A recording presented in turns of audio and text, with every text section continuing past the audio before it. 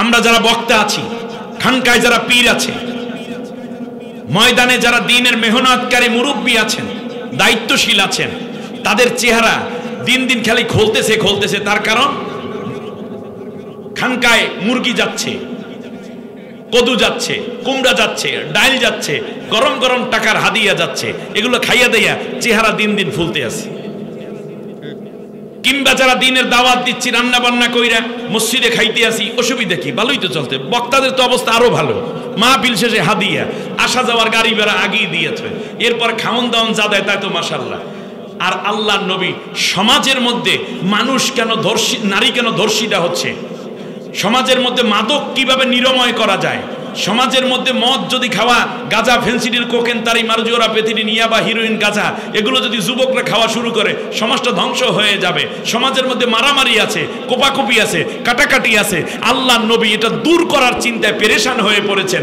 আরে আমার সমাজেও আজকে সেই জাহিলিয়াত সমাজের অবস্থা আছে, অথচ পীরের চেহারা মলিন হয় না, মুরব্বির চেহারা মলিন হয় না, মুফতির চেহারা মলিন হয় না, ইমামের চেহারা মলিন হয় না, খতিব সাহেবের চেহারা মলিন হয় না, বক্তার চেহারা মলিন হয় না। তার কারণ আমরা খালি পেট পূজা করলাম আর নবীর সুন্নাতের নাম দিয়া, নবীর নাম ভাঙ্গাইয়া নিজেরা ধনী হয়েছি, সুখী হয়েছি। সমাজের মধ্য থেকে তাগুতকে উৎখাত করে কোরআনের শাসনের জন্য কাজ করি না।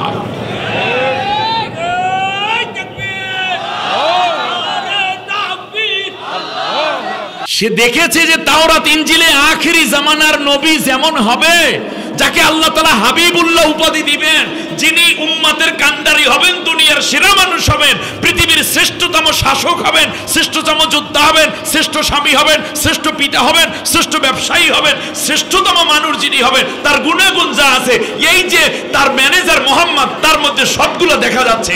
এই জন্য তিনি তার কসম, তার শপথ ভঙ্গ করে নবীকে স্বামী বানানোর জন্য নিজের ভিতরে সিদ্ধান্ত চেঞ্জ করে নিজেকে আগ্রহী করে গড়ে তুললেন। বিয়ে হলো, স্ত্রীর বিয়ে হলো, খাদিজা দেখলেন আমার সন্তান হয়, ব্যবসা ভালো হয়, কিন্তু যেই জন্য আমি বিয়ে বসলাম, আমি তো মুহাম্মদ বিন আব্দুল্লাহ দেখে বিয়ে বসি নাই, বরং পরবর্তী দিনে মুহাম্মদুর রাসূলুল্লাহ হবেন সেই রকম সিদ্ধান্ত নাই। 25 বছর থেকে বয়স হয়ে যাচ্ছে 40, মাঝখানে কত বছর? 15 বছর। এই 15 বছর পর্যন্ত যেই জন্য তিনি রসুল হবেন, হাবিবুল্লাহ হবেন, আখিরি জামানার সেরা নবী হবেন, সাইয়্যিদুল মুরসালিন হবেন, সেইটা হয় না। যখন খাদিজা রাদিয়াল্লাহু তাআলা আনহা দেখলেন নবী কয় এখন আর আমার ব্যবসা ভালো লাগে না, এর আগে দেখতেছেন নবী ব্যবসা ভালোবাসে, তাকে ভালোবাসে, সন্তান ভালোবাসে, সমাজ ভালোবাসে, হিলফুল ফুজুল ভালোবাসে, কিন্তু রিসালাত হবে এইরকম কোনো লক্ষণ নাই। এই জন্য খাদিজাও বয়স হয়ে যাচ্ছে আস্তে আস্তে করে, কিন্তু চিন্তা করলেন যে শেষ পর্যন্ত মনে হয় আমার ওই স্বপ্ন পূরণ হবে না যেই মোহাম্মদ চিন্তা করে আমি বিয়ে বসছি। কিন্তু নবী যখন বললেন খাদিজা আমার আর ব্যবসা ভালো লাগে না, তোমাকেও ভালো লাগে না, সন্তানও ভালো লাগে না, মন চায় বাড়ি ঘর ছাইরা একদিকে চলে যায়। খাদিজা রাদিয়াল্লাহু তাআলা মনে মনে খুশি হয়েছেন, আমি বিয়ে বসছি মুহাম্মদ বিন আব্দুল্লাহর কাছে, এখন আমি মুহাম্মদুর রাসূলুল্লাহর স্ত্রী হতে যাচ্ছি। তার সিমটম শুরু হয়েছে। আজকের আলোচনার বিষয় যা দেয়া হয়েছে তা হচ্ছে রাসূল সাল্লাল্লাহু আলাইহি ওয়াসাল্লামের সিরাত। আলোচ্য বিষয় কি বলেন দেখি? রাসূল সাল্লাল্লাহু আলাইহি ওয়াসাল্লামের, নবীজির সিরাত। আজকে আমরা নবীজিকে জানব। নবীজিকে জানা গুনার কাজ না সওয়াবের কাজ? কম সওয়াব না বেশি সওয়াব? বেশি সওয়াব। তার কারণ হচ্ছে আমরা যদি নবীকে না জানি তাহলে আমরা আল্লাহর গোলাম হতে পারবো না। অপরদিকে আমরা যদি নবীকে না জেনে কোরআন মানা শুরু করি তাহলে এর চেয়ে বড় মূর্খতা, বোকামি পৃথিবীতে আর হতে পারে না। সব মিলিয়ে আল্লাহ রব্বুল আলামিন এই পৃথিবীতে 2 প্রকার জিকির দিয়েছেন। আমার কথাগুলো খুব গভীর মনোযোগ দিয়ে শোনার জন্য আমি দৃষ্টি আকর্ষণ করছি। জিকির হলো 2 প্রকার, একটা হলো জিক্রুল্লাহ। কার জিকির? আল্লাহর জিকির। আর একটি হচ্ছে জিক্রে হাবিবুল্লাহ, আল্লাহর নবীর জিকির। কার জিকির? আল্লাহর জিকির করলে যেমন আল্লাহ খুশি হন, নবীর জিকির করলেও আল্লাহ খুশি হন। কারণ আল্লাহ নিজেও নবীর জিকিরটা করেন। সুবহানাল্লাহ বলেন না? আল্লাহ রাব্বুল আলামিন সূরা ইনশিরার 4 নম্বর আয়াত 30 নম্বর পারা 94 নম্বর সূরার মধ্যে চমৎকার করে সে কথা উল্লেখ করে বলেন, রাফা'না লাকা যিকরাক। হে নবী, আমি আল্লাহ রাব্বুল আলামিন তোমার জিকিরকে উঁচু করেছি। সুবহানাল্লাহ বলেন। জিকিরকে কি করেছেন? উঁচু করেছেন। রাফা'না, আমি আল্লাহ নিজে তোমার জিকিরকে উঁচু করেছি। রাফা'না, এই রাফার ফাইল আল্লাহ নিজে। তাহলে আল্লাহ কত উপরে নবীর জিকির উঠাইলেন। তা আল্লাহ যত উপরে, আল্লাহর জিকিরকেও আল্লাহ তত উপর পর্যন্ত পৌঁছে নিয়েছেন। এবার আল্লাহ রাব্বুল আলামিন বলেন, শোনো দুনিয়ার মানুষ, তোমরা আর কি উঁচু করবে আমার নবীকে, বরং আমি আল্লাহ রাব্বুল আলামিন আমার নবীর ইজ্জতকে কত বড় করেছি। শোনো, ইন্না ফাদলাহু কানা আলাইকা কাবীরা। সুবহানাল্লাহ, তোমার সম্মান ইজ্জতকে আমি আল্লাহ বড় করে তুলেছি। সুবহানাল্লাহ বলেন। আল্লাহ রাব্বুল আলামিন বলেন, শোনো, আমি আল্লাহ এবং আমার সমস্ত ফেরেশতাকুল আমার নবীর শানে রহমত এবং তার সমস্ত সানা সিফত সবসময় আমাদের জবানের মধ্যে জারি রাখি। ইন্নাল্লাহা ওয়া মালাইকাতাহু ইউসাল্লুনা আলান নবী, নিঃসন্দেহে আমি আল্লাহ এবং আমার যত ফেরেশতা আছে, আজরাইল, জিবরাইল, মিকাইল, ইসরাফিল, মালেক ফেরেশতা থেকে ধরে তামাম পৃথিবীতে কেরামান কাতিবিন, মুনকার নেকির হতে শুরু করে প্রত্যেকটা মানুষের পিছনে আল্লাহ রাব্বুল আলামিন কমপক্ষে 70 জন ফেরেশতা নিয়োজিত করে রেখেছেন। সব ফেরেশতা আসমান জমিন জুড়ে থেকে নিয়ে যারাই আছে সবাই কার? সবাই আল্লাহ এবং আল্লাহর সব ফেরেশতা মিলে কার সানা সিফত এবং গুণ কীর্তন করে? আমার নবীর। সুবহানাল্লাহ বলবেন না? একবার ইহুদিরা এসে বলল, মুহাম্মদ, তুমি বলছো তুমি সত্য নবী, আমরা বলছি তুমি সত্য না। যদি আমাদের কথা মন্তব্য মিথ্যা হয় তাহলে বলো, আল্লাহ যেন এখন গজব দিয়া এই মজলিসে আমরা আছি, আমাদেরকে আল্লাহ শেষ করে দেয়। আল্লাহর নবী দোয়া করতে যাবেন, আদানের নাই, এগুলোর কথা কি বলে নাই আপনাদেরকে আগে? দেন আমার এই ইয়েটা দেন, পৃষ্ঠা দিকে দেন। এত সুন্দর একটা মাহফিল, এগুলো কেন 28 আমার কাছে দিতে বলছি।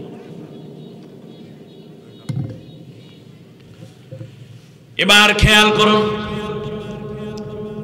আল্লাহর নবী দোয়া করতে যাবেন, আল্লাহ সুবহানাহু ওয়া তাআলা ডাক দিয়ে বললেন, নবী, কাইফা ইউআযিবুহুম ওয়া আনতা ফীহিম। ও আমার নবী, আপনি দোয়া কইরেন না, এমন দোয়াটা করতে যাইয়েন না। যদি দোয়া করতে হয় ওদের মজলিস থেকে উঠে যান, অন্য কোথাও গিয়ে তারপর আপনি ওদের বিরুদ্ধে দোয়া করেন। কারণ আমি আল্লাহ কেমন করে ওই জায়গায় গজব পাঠাবো যেই জায়গায় আপনি রহমাতুল লিল আলামিন বসা আছেন। সুবহানাল্লাহ। কোরআনের মধ্যে আল্লাহ রাব্বুল আলামিন 3টা জায়গায় আলামিন বলেছেন। সুবহানাল্লাহ বলেন। 1 নম্বরে আল্লাহ নিজের পরিচয় দিতে গিয়ে বলেছেন, আলহামদুলিল্লাহি রাব্বিল আলামিন।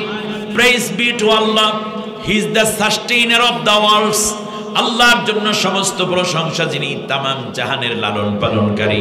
এখানে বলছেন আল্লাহ, আমি আল্লাহ রব্বুল আলামিন। এই পৃথিবীটা হইল একটা আলম, আর এই পৃথিবীর চেয়ে কোটি কোটি গুণ পৃথিবী জুড়ে আল্লাহর সৃষ্টি। আমাদের উপরে যে এই শীতের দিনে দেখা যায়, আপনারা দেখবেন উত্তর দক্ষিণে একটা তারার বিশাল একটা লাইন দেখা যায়, যেটাকে বলা হয় ছায়াপথ কিংবা গ্যালাক্সি অথবা মিল্কি ওয়ে বলা হয়। এখানে কত সংখ্যক তারকা আছে, যেই তারকার সংখ্যা বিজ্ঞানীরা বলেছে পৃথিবীতে যত সমুদ্র আছে এবং মরুভূমি আছে, সাহারা আছে, ওকে যত বালুকণা আছে সব বালুকণা যদি মানুষে চায় একটা একটা করে গুনে গুনে এক সময় শেষ করতে পারবে, কিন্তু আকাশে কত নক্ষত্র আছে, ওই মিল্কি ওই গ্যালাক্সিতে কত কত নক্ষত্র আছে, তাকেও গুনে শেষ করতে পারবে না। আর এক একটা নক্ষত্র হলো ওই সূর্যকে গিলে ফেলতে পারে, এর চেয়েও বড়। আর এই পৃথিবীর চেয়ে সূর্যটা হইল 13 লক্ষ গুণ বড়। তাহলে এই ছোট্ট পৃথিবী, এটা একটা আলম, গ্রহ, নক্ষত্র, উল্কাপিণ্ড, নিহেরিকা, সেখান থেকে বুধ, শুক্র, মঙ্গল, বৃহস্পতি, শনি, ইউরেনাস, নেপচুন, প্লুটো, চন্দ্র, সূর্য, জান্নাত, জাহান্নাম, আরশ, কুরসি, লাউহে কালাম, সপ্তম আসমান, সপ্তম জমিন, এই সব কিছু সমুদ্র, মহাসমুদ্র মিলে যে জগৎ তৈরি হয় তাকে বলে আলামিন। তাকে কি বলে? আল্লাহ রাব্বুল আলামিন বললেন, শোনো, আমি হইলাম তামাম জাহানের লালন পালনকারী। এই পৃথিবী একটা আলম, আর তামাম সৃষ্টিকে বলে আলামিন। এবার আল্লাহ সুবহানাহু ওয়া তাআলা কোরআনের ব্যাপারেও আলামিন বললেন, ইন হুয়া ইল্লা যিকরুল লিল আলামিন। কোরআন হচ্ছে তামাম বিশ্ব জাহানের জন্য এক স্মরণীয় বরণীয় এক কিতাব, যা সবাই পড়তে বাধ্য। কয়টা আলামিন গেল? 2টা। এবার আল্লাহ রাব্বুল আলামিন বলেন, ওয়ামা আরসালনাকা ইল্লা রাহমাতাল লিল আলামিন। সুবহানাল্লাহ। ও নবী, তুমিও হচ্ছ তামাম মাখলুকাত, তামাম জাহানের জন্য তুমি হচ্ছ রহমত। সুবহানাল্লাহ বলেন। তাহলে রব্বুল আলামিন, যিকরুল লিল আলামিন, রহমাতুল লিল আলামিন। আমার ভাইয়েরা, আল্লাহ রাব্বুল আলামিন বলছেন, ইন্নাকা লাআলা খুলুকিন আযীম। ও নবী, তুমি হচ্ছ খুলুকে আযীমের উন্নত চরিত্র, অনুপম চরিত্রের অধিকারী, যেই চরিত্রের কোনো উপমা হয় না। আজকে আমরা সেই নবীর সিরাত নিয়ে আলোচনা করছি। আমরা নবীর আলোচনা যত করব আমাদের ঈমান তাজা হবে, আল্লাহ তত খুশি হবেন। সুবহানাল্লাহ বলেন। বক্তা মাঠে উঠি কোন রাষ্ট্র সফর করেছে, কোন কোন ইউনিভার্সিটিতে পড়েছে, কয়টা ডিগ্রি ধারণ করেছে, কি কি কিতাব পড়েছে, বাবা কি করেছে, দাদা কি করেছে, কিংবা উনি কোন জায়গায় গিয়ে কোন খাবার খেয়েছে, এই কথা বলে। এই সব বক্তাকে আমি ব্যক্তিগতভাবে খুব বেশি পছন্দ করি না, আপনারা করতে পারেন। কারণ হচ্ছে, আমি যখন এই কষ্ট করে আমার ভাইরা মাহফিল সাজান, হয়তো 1.5-2 ঘন্টা কথা বলবো, তার মধ্যে যদি আমার কথা বলি বা অন্যের কথা বলি, তাতে করে তো মাহফিলের হক আদায় হয় না।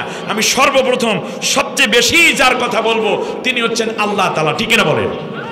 সুতরাং আল্লাহর কথা বলার পরে আমি কথা বলবো আমার নবীজির কথা, বলবো কোরআন এবং হাদিস থেকে। আল্লাহ এবং আল্লাহর নবীর কথা বলার পর যদি কিছু টাইম পাই, তাহলে আমাদের মা বাবাদের কথা বলবো, ঠিক না বলেন?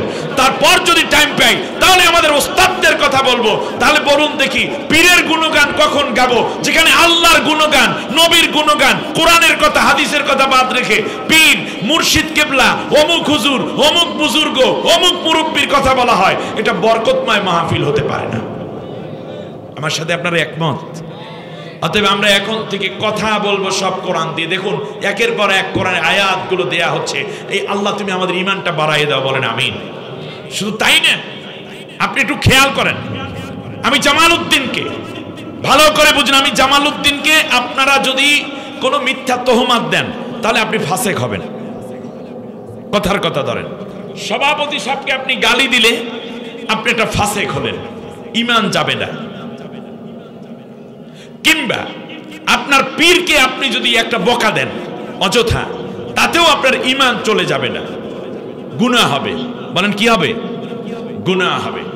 কিন্তু আপনি আমি যদি আল্লাহর নবীর প্রতি একটুখানি সম্মান না দেখাইয়া ছোট্ট একটা মন্তব্য করে, সাথে সাথে ঈমান বাদ হয়ে যায়, সে কাফের হয়ে যায়।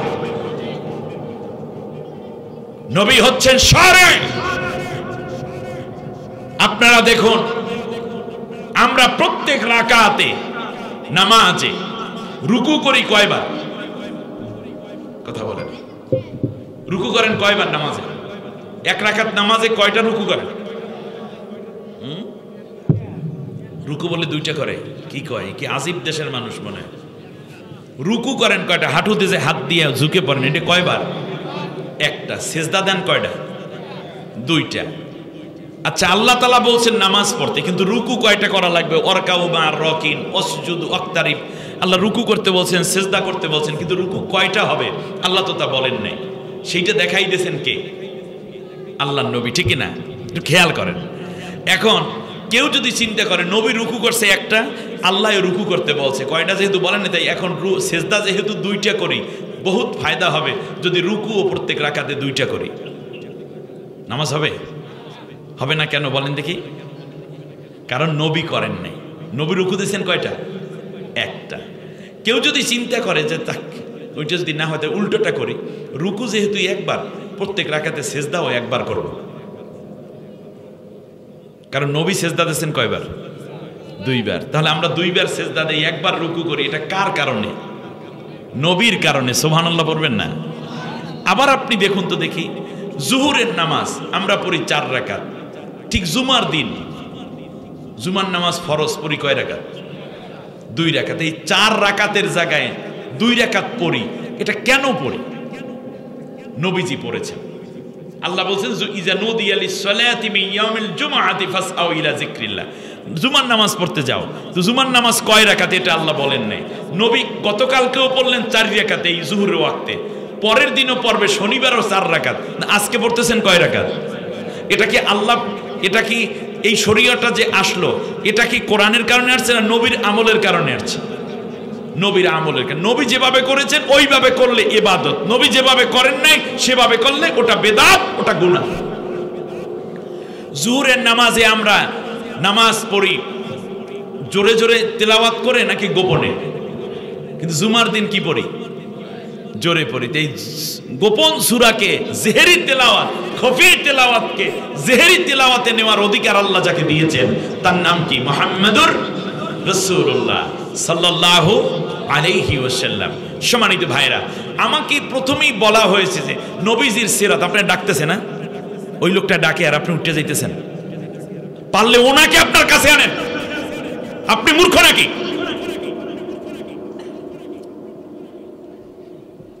পারলে ওনাকে আনেন।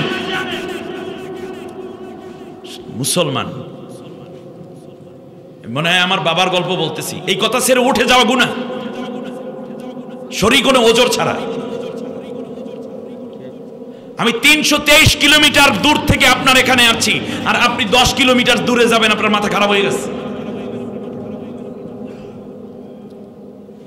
ওই লোকটাকে আনেন, আপনি নিয়ে আসেন।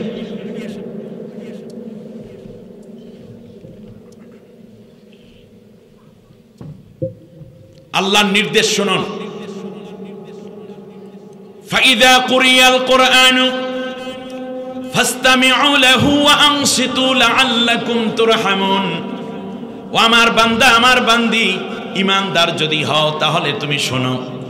যখন তোমার সামনে কোরআন দিয়ে আলোচনা করা হবে, মন দিয়ে তুমি কোরআনের কথা শুনতে থাকবা। অর্ডার জামালউদ্দিনের, কোনো বক্তার অর্ডার কার? কান দিয়ে গভীর মনোযোগে অংশিত এবং চুপ থাকবা। চুপ থাকবা, মন দিয়ে কোরআন শুনবা, কোরআনের কথা শুনবা। এই নির্দেশ কার? আর উনি নির্দেশ দিচ্ছে আপনাকে চলে যাইতে।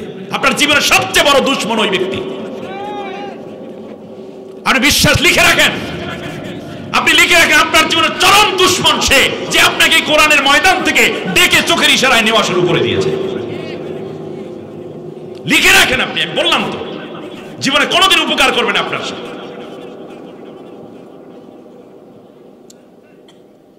পরে টের পাবেন যে হুজুর কি বলে গেছিল, কারণ এই মানুষগুলো নিঃসন্দেহে কোরআনের মহাব্বত নাই তার ভেতরে। এবারে আসুন, আল্লাহ নবী সাল্লাল্লাহু আলাইহি ওয়াসাল্লামের গোটা জিন্দেগি আমাদের জানা দরকার। কিন্তু আমাকে আলোচ্য বিষয় যেখান দিয়েছে এটাই সুন্দর যে আমরা নবীজির সিরাতকে জানবো, সিরাতুন নবী জানবো। সুবহানাল্লাহ বলেন। সিরাতুন নবী এবং মিলাদুন নবী, এই দুইটা শব্দকে আমাদের একটু জানা দরকার। মিলাদুন নবী হলো রাসূল সাল্লাল্লাহু আলাইহি ওয়াসাল্লামের জন্ম বৃত্তান্ত জানা। এটাও জানার দরকার আছে না নাই? অবশ্যই আছে।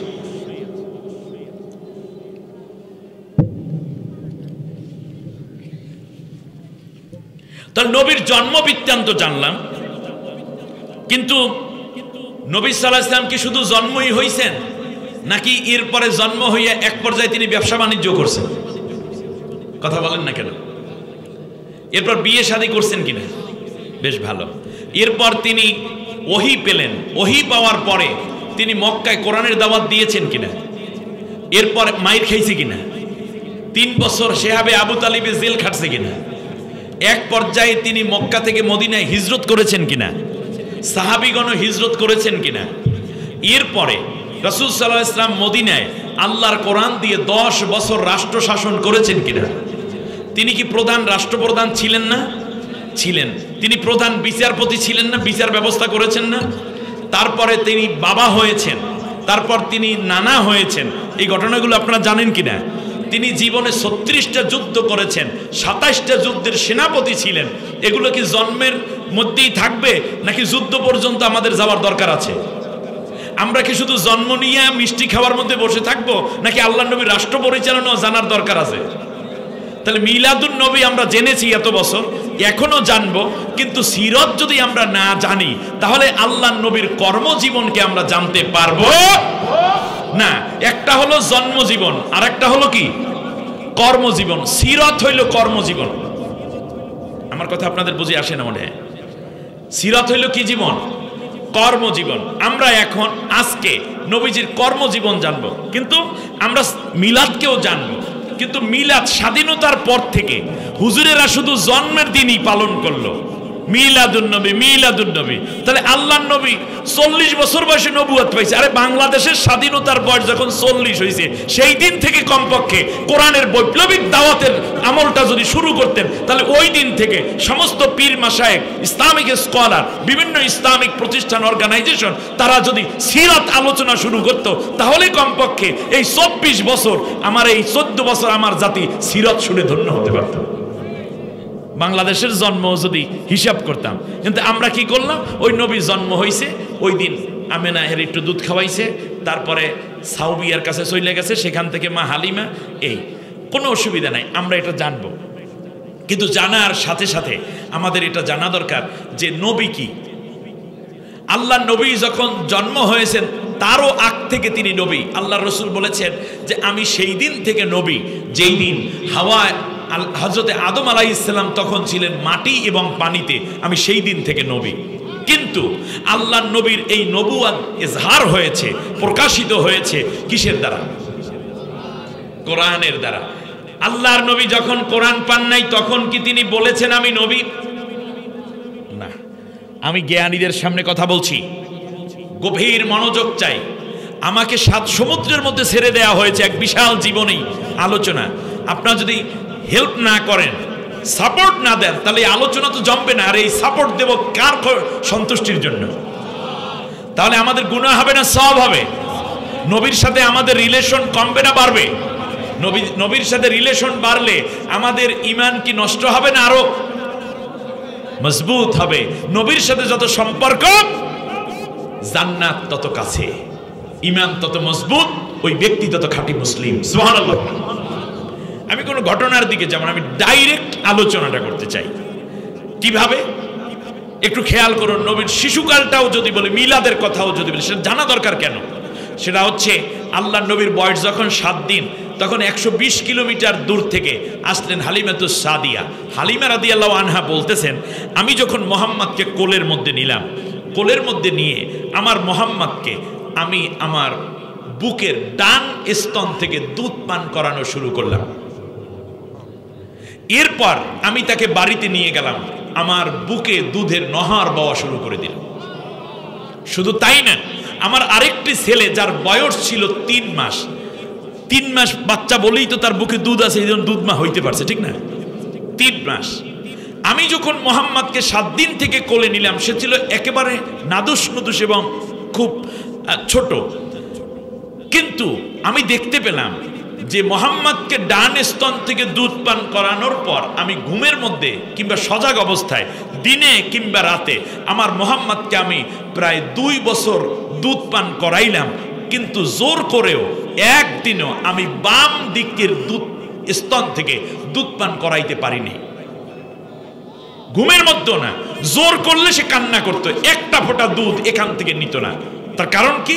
কারণ বিশ্বনবী বুঝতেন 7 দিন বয়সের সময় থেকে কয় বছর, না ভালো করে বলেন কয় বছর, মাত্র 7 দিন। 7 বছর কয় আবার পাগলা, আমি তো মনোযোগের জন্য বছর বলছি। 7 দিন, 7 দিনের নবী বুঝলেন যে আমার আর একটা ভাই আছে, আমরা 2 ভাই, মায়ের বুকে 2টা স্তন, যদি আমি ডান দিক থেকে খাই এটা আল্লাহ আমারে রিজিক দিয়েছেন, আমি যদি ভাইয়েরটাও খাওয়া শুরু করি তাহলে এটা ইনসাফ হবে না, অন্যের অধিকার হনন করা হবে। 7 দিনের নবী, আমাদের নবী বুঝলেন যে অন্যের সম্পদ খাইতে হয় না, অন্যেরটার উপরে সুযোগ থাকলেও জোর করে দখল নিতে হয় না। আর আপনি 70 বছরের বুইরা বেটা, এখনো আপনি আপনার ভাইয়ের জমিন দখল করেন, ভাতিজার জমিনের ধান কাটটা নিয়ে যান, পুকুর দখল করেন, ভাই মারা যাওয়ার পরে তার সন্তানগুলোকে বাড়ি থেকে বের করে দিলেন, বিধবা ভাবিকেও সংসারে থাকতে দিলেন না, এমনকি বাবার সম্পত্তি আপনি আগে লিখে নিয়ে গেলেন। আপনি তো 7 দিনের নবীরও উম্মত হতে পারেন নাই, আপনি তো আবু জেহেল, আবু লাহাব, ফেরাউন, নমরুদের উম্মত হয়ে বসে রয়েছেন। সম্মানিত বন্ধুগণ, সময়ের ব্যবধানে আল্লাহ রসুল সাল্লাল্লাহু আলাইহি ওয়াসাল্লাম দেখলেন মক্কা জুড়ে শুধু অশান্তি। এই অশান্তি মানুষের সৃষ্ট নয়, বরং রাষ্ট্রপ্রধান যারা তাদের কর্তৃক সৃষ্ট। আমি কথাটা বুঝাইতে পারছি না আপনাদেরকে। রব্বি জিদনি ইলমা, আমার জন্য দোয়া করতে হবে আপনাদের। বলেন যে আল্লাহ, আমাদের এই ভাই বক্তা আমরা মায়া করে দাওয়াত দিয়ে নিয়ে আসছি, তাকে এমনভাবে বলার তৌফিক দাও যেন আমরা বুঝি, আর নাহলে তো হবে না। আল্লাহর নবী সাল্লাল্লাহু আলাইহি ওয়াসাল্লাম বয়স যখন তার 17 বছর, তখন তিনি দেখতে পেলেন আরবের মধ্যে অশান্তি, মারামারি, কাটাকাটি, খুন খারাপি, মানুষ মানুষকে মাইরা উল্লাস করে, মাদকের সয়লাভ, সুদ ঘুষের কোনো অভাব নেই, কন্যা সন্তানকে জীবন্ত কবর দেয়া হয়, এমনকি বাবা মারা যাওয়ার পরে ছেলে মাকে বেঁধে রাখে রুমের মধ্যে, ঘরের মধ্যে, কোথাও বিয়ে দিতে দেয় না, বের হতেও দেয় না, কারো সাথে পর্যন্ত দেয় না, কন্যা সন্তানকে জীবন্ত কবর দেয়।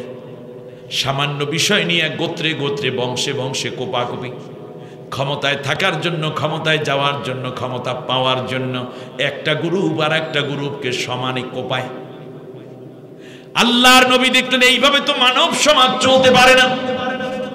তিনি একটা শান্তি সংঘ করলেন, নাম দিলেন হিলফুল ফুজুল। 11 জন যুবক এই জায়গায় জড়ো হলো। আল্লাহর নবী এখানে টাকা কন্ট্রিবিউশন করলেন, লোকেরা টাকা দেয়। আল্লাহর নবী শান্তির জন্য বিধবাদেরকে নবীজি আশ্রয় দেয়া শুরু করে দিলেন। নবীজি বললেন, যদি কেউ একটা বিধবা নারীকে কেউ যদি আশ্রয় দিয়ে থাকো, মনে রাখবা আল্লাহর পথে জিহাদ করার সমান ওই ব্যক্তির আমলনামায় আল্লাহ রাব্বুল আলামিন দান করে দিবেন। ইয়াতিমের সম্পদ যখন লুণ্ঠন করে আবু জেহেল, সন্তান বাবা মারা যাচ্ছে, এমন সময় আবু লেহেব, আবু লাহাব, আবু জাহেলরা গিয়ে বলতো, তোমার সন্তানকে কে দেখবে গো, সম্পত্তি আমার কাছে দিয়ে দাও, তোমার যে দিনার দেরহাম আছে, উট দুম্বা আছে, খেজুর গাছ আছে, খেজুর বাগান আছে, সবগুলা আমাদের নামে লিখে দাও, আমার নামে দিয়ে যাও, তোমার সন্তান তোমার স্ত্রীকে আমরা দেখব। কিন্তু ওই ব্যক্তি মারা যাওয়ার পরে এক বিন্দু সম্পত্তিও দেয় না, বরং আবু জেহেল, আবু লাহাব, উতবা, শাইবা যারা আছে এইগুলা তারা নিজেরা ভাগ বটারা করে খায়, আর মজা মারে এতিমরা না খাইয়া মরে। এই এতিমগুলা নবীর কাছে যাইয়া চোখের পানি সেইরা কান্দে, নবী গো কোথায় যাব, ও মুহাম্মদ তুমি আমাদেরকে একটু উদ্ধার করো, আমাদেরকে একটু বাঁচাও, আমাদের জন্য একটু। আবু জেহেলের কাছ থেকে টাকা পয়সা, আবু জেহেলের রাষ্ট্রপ্রধান, নবী কি করবে? আল্লাহ রাব্বুল আলামিন কোরআনের আয়াত নাজিল করে বললেন, আরাআইতাল্লাযী ইউকাযযিবু বিদ্দীন ফাযালিকাল্লাযী ইয়াদউল ইয়াতীম ওয়ালা ইয়াহুদ্দু আলা তুআমিল মিসকিন। ও নবী, তুমি কি চেনো কাফের কারে কয়? কারা ইসলামকে, দ্বীনকে অস্বীকার করে তাদেরকে তুমি চেনো? তাদের অবস্থা হলো এই যে তারা ইয়াতিমদেরকে গলা ধাক্কা দেয়, এমনকি বিধবাদের সম্পদগুলো হনন করে, ঠিক তার পাশাপাশি মিসকিনদেরকে তারা খাওয়ান দেয় না। এরা মূলত ইসলামপন্থী হইতে পারেন, এরা মানুষের কাতারে নাই। আল্লাহ নবী বসে আছেন কাবার চত্বরে, আবু জেহেল, উতবা, সাইবা, আবু লাহাবরা বসা। এক এতিম গিয়ে বলে যে চাচা, এক সময় তো আমার আব্বা আপনাকে 50টা উট, 100টা দুম্বা, আমার মায়ের স্বর্ণ অলঙ্কার, দিনার দেরহাম এগুলো আপনার কাছে রেখে গেছে, আপনি দয়া করে ওইগুলো আমাদেরকে একটু একটু করে দেন, বেশি চাই না চাচা, খাওয়ান নাই, আমার মাও খাইতে পারছে না, আমরা ক্ষুধার্ত হয়ে গেছি, ঘরটা একটু ছাবো, এটাকে মেরামত করবো সেটাও নাই, দয়া করে আমাদের একটু একটু একটা উট দিয়ে দেন, 2টা দুম্বা দেন, চাচা আমাদের 5টা দিনার দিয়ে দেন। গলা ধাক্কা দিছে, ধাক্কা দিয়ে বলছে মোহাম্মদের কাছে যাইয়া বলো। মোহাম্মদের কাছে বলা মানে কি, মোহাম্মদ আসবে, তোমাদের তো উপকার করতে হবে না, একেবারে মোহাম্মদ দিন দরদি যাও, দেখে লই কি করতে পারে, তারা মজা নিবে, সেই জন্য। খেয়াল করছেন কিনা? এখন রাষ্ট্রপ্রধানের বিরুদ্ধে মোহাম্মদ রসুল্লাহ কি বা করবেন? আল্লাহ নবী বলেন ঠিক আছে চলো যাই। ইয়াতিমের কান্না, নবী চোখের পানি মুছাই দিলেন, মাথার মধ্যে হাত দিলেন। আল্লাহ নবী বলেছেন আমি ছিলাম ইয়াতিম, দুনিয়ায় যারা ইয়াতিমের দেখাশোনা করবে আমি আর ওই ব্যক্তি এভাবে থাকবো। এ বলে বিশ্ব নবী 2টা আঙ্গুল উঁচু করে কিছুক্ষণ পর আঙ্গুল 2টা মিশাইয়া দিলেন। সাহাবিগণ বললেন লিমা সনাতা হাদা ইয়া রাসূলুল্লাহ, ও নবী এটা কেন করলেন? আল্লাহ নবী বললেন ও হবে দুনিয়ায় সাধারণ উম্মত, আমি হব নবী, নামে পার্থক্য, কিন্তু ওই ইয়েতিমের লালন পালনকারী, ইয়েতিমকে ভালোবাসবে যে ওই ব্যক্তি আর আমি একই জান্নাতের মধ্যে থাকবো। খয়রু বাইতিন বাইতুন ফিহি ইয়াতিমা, ওই পৃথিবীর বুকে ওই ঘর সেরা যেই ঘরের মধ্যে একটা ইয়েতিম আছে, ইয়েতিম লালন পালন হয়, আর ওই ইয়েতিমের সাথে ভালো ইহসানু ইলাইহি, তার প্রতি ভালো ব্যবহার করা হয়, ওই ঘরটা দুনিয়ার সেরা ঘর। সুবহানাল্লাহ পড়বেন না? নবীজি বলেছেন ইয়াতিমের মাথায় যে হাত দিয়ে আদর করবে, ওর যতগুলো চুল তার হাত স্পর্শ করে প্রত্যেকটা চুলের বিনিময়ে একটা একটা করে নেকি ওই ব্যক্তির আমলনামায় দান করা হবে। আল্লাহর নবী বলেছেন ইয়াতিম যদি তোমার সামনে দাঁড়ায়, এমন সময় যদি তোমার সন্তান এসে হাজির হয় আব্বু আব্বু বলে, তাহলে তোমার সন্তানকে তুমি কোলে নিও না, বরং এতিম সন্তানটারে তুমি কোলে উঠাইয়া তোমার বুকের মধ্যে নিও। যদি তোমার সন্তানকে তুমি আদর করো আর এতিমের কলিজায় যদি আঘাত লাগে, আল্লাহ গো আমার বাবা থাকলে তো আমারে কোলে লইতো, ওর মনের মধ্যে একটা আফসোস যেন তৈরি না হয়, সেই জন্য আমার উম্মত তুমি তোমার নিজের কোলের সন্তানটাকে মাটিতে দাঁড় করাইয়া এতিমটারে কোলে উঠাইয়া নিও, আর প্রাণ ভরে বলে দিও বাবারে চিন্তা করবি না, তোর বাপ নাই তাতে কি হয়েছে, আজ থেকে আমি তোদের লালন পালন করব, আমি খাইলে তোদেরকে খাওয়াবো, আমি উপবাস থাকলে তোদেরকে নিয়েই উপোস থাকবো, যা খাবো ঠিক তোদেরকেও তাই খাওয়াবো। এই দায়িত্ব যদি তুমি নিতে পারো তাহলে আমি মুহাম্মদুর রাসূলুল্লাহ বলে গেলাম তোমার জান্নাতের জামিনদার, আমি নবী হয়ে গেলাম। সুবহানাল্লাহ। ইয়াতিম রওনা করলো নবীর নেতৃত্বে, নবী উঠে দাঁড়ালেন, সাথে সাথে আবু জেহেল উট দুম্বা বকরি ভেড়া যা ছিল এতিমদের এবং ওই বিধবা নারী সবগুলা দিয়ে দিছে, দিনার দিরহাম দিয়ে দিছে। এদিকে আবু লাহাব, উতবা, সাইবারা বলে কি খবর আবু জেহেল, মুস্তানিত করতে পারলা না মোহাম্মদের সাথে? বললো যে বেটা তোরা জানিস না মোহাম্মদ একা আসছে, পিছনে আসছে একটা বড় পাগলা উট লইয়া, আমি যদি এতিমের সম্পদ না দিতাম তাহলে আমার কামড়াই শেষ করে ফেলত। অতএব আপনি যদি ইয়েতিমের পক্ষে দাঁড়ান তাহলে আপনার পক্ষে আল্লাহর রহমতের ফেরেশতা এসে আপনাকে মজবুত করে দিবে, মানে থাকবে আপনাদের। আল্লাহ তাআলা বলেন ইন্নাল্লাযীনা ইয়াকুলুনা আমওয়ালাল ইয়াতামা যুলমান ইন্নামা ইয়াকুলুনা ফি বুতুনিহিম ইল্লা নারা, মানে রাখবে যারা ইয়েতিমের সম্পদ অন্যায়ভাবে ভক্ষণ করে, জুলুম করে, তার মনে রাখবা সে যেন জাহান্নামের আগুন দিয়া তার পেটটাকে ভরপুর করে রাখলো। দুনিয়ায় থাকতি ওর নারী বুড়ি পচবে, ওর লিভার ফাংশন নষ্ট হবে, ওর হার্ট ব্লক হয়ে যাবে, পৃথিবীর কোন ডাক্তার ওকে সুস্থ করতে পারবে না। অতএব এতিমের প্রতি কঠোর হবেন না দয়া করবেন? আল্লাহ রাব্বুল আলামিন বলেন ফাআম্মাল ইয়াতীমা ফালা তাকহার ওয়া আম্মাস সাইলা ফালা তানহার, ইয়াতিমের প্রতি কঠোর হয়ো না, তবে যদি তুমি চাচা হও, মামা হও, দাদা হও, নানা হও, দাদি হও, ছোট্ট যদি হয় একটু শাসন করা দরকার, কিন্তু কঠোরতার সাথে না, মায়ার শাসন। কিসের শাসন? নিজের সন্তানকে শাসন করেন না, এইভাবে শাসন করবেন যাতে ওরা মানুষ হয়ে ওঠে। আর যদি ওদের সম্পদ থাকে সেটা দেখাশোনা করবেন। অবতালুল ইয়াতামা হাত্তা ইদা বালাগুন নিকাহ, বিবাহের বয়স না হওয়া পর্যন্ত এইগুলো দেখাশোনা করবা। দেখাশোনার নামে নিজের নামে জমিন লেখা নিয়ে যাবা না। তবে মনে রাখবা, যখনই তারা বড় হয়ে উঠবে তখন তাদের সম্পদ তাদের হাতে পৌঁছাইয়া দেবে, এক বিন্দুও খাইতে পারবা না। সুবহানাল্লাহ। অতএব আমাদের যেন এই অবস্থাটা থাকে। বিশ্বনবী সাল্লাল্লাহু আলাইহি ওয়াসাল্লাম ইয়াতীম হয়ে গেলেন, আপনারা জানেন। মায়ের গর্ভে থাকতে বাবাহারা, এবং মাত্র 7 বছর বয়সের সময় তিনি তার মাকেও হারান। এরপর দাদা তার লালন পালন করেন, এরপর তার চাচা। এক পর্যায়ে হিলফুল ফুজুল কায়েম করেন, কিন্তু রাষ্ট্র চালায় আবু জেহেল আবু লাহাব। নবী চায় শান্তি। আপনারা মনে করেন শান্তি কি আসবে? কারণ রাষ্ট্র যায় যেই দিকে, জাতি যায় সেদিকে। আন্নাসু আলা দীনি মুলুকিহি। অতএব এই রাষ্ট্র ক্ষমতা না থাকার কারণে বিশ্বনবী শান্তি চাইয়াও শান্তিকে প্রতিষ্ঠিত করতে পারেন নাই। অপরদিকে আল্লাহর নবী যে শান্তির প্ল্যান দিয়েছেন, খুব জ্ঞানীদের সামনে আমি কথা বলছি, আল্লাহর নবী যে শান্তি হিলফুল ফুজুল 13 দফা করেছিলেন, এটা কি নবী হিসাবে করেছেন নাকি সাধারণ মোহাম্মদ হিসাবে করেছেন? মোহাম্মদ হিসাবে, মোহাম্মদ বিন আব্দুল্লাহ হিসাবে করেছেন। ফলে নবীর নিজের জ্ঞান দিয়ে শান্তির যে কর্মসূচি দিলেন, এতে করে আরবের খুন বন্ধ হলো না, ধর্ষণ বন্ধ হলো না, জেনা বন্ধ হলো না, কিডন্যাপ বন্ধ হলো না, মানুষ পশুর মতো বিক্রি করে আপনারা জানেন সেটা বন্ধ হলো না, ডাকাতি বন্ধ হলো না, মাদক বন্ধ হলো না, বেপর্দা বন্ধ হলো না, উলঙ্গপনা নাচ গান বন্ধ হলো না। এমনকি মানুষ মানুষের উপর খুন খারাপি অত্যাচার করে, গুম করে, এটা বন্ধ হয় নাই। নবী সাল্লাল্লাহু আলাইহি ওয়াসাল্লাম নিজের মন এবং কল্পনা প্রসূত যেই 23 বছর পর্যন্ত, 17 বছর থেকে নিয়ে 40 বছর, মাঝখানে বয়স যায় কত বছর?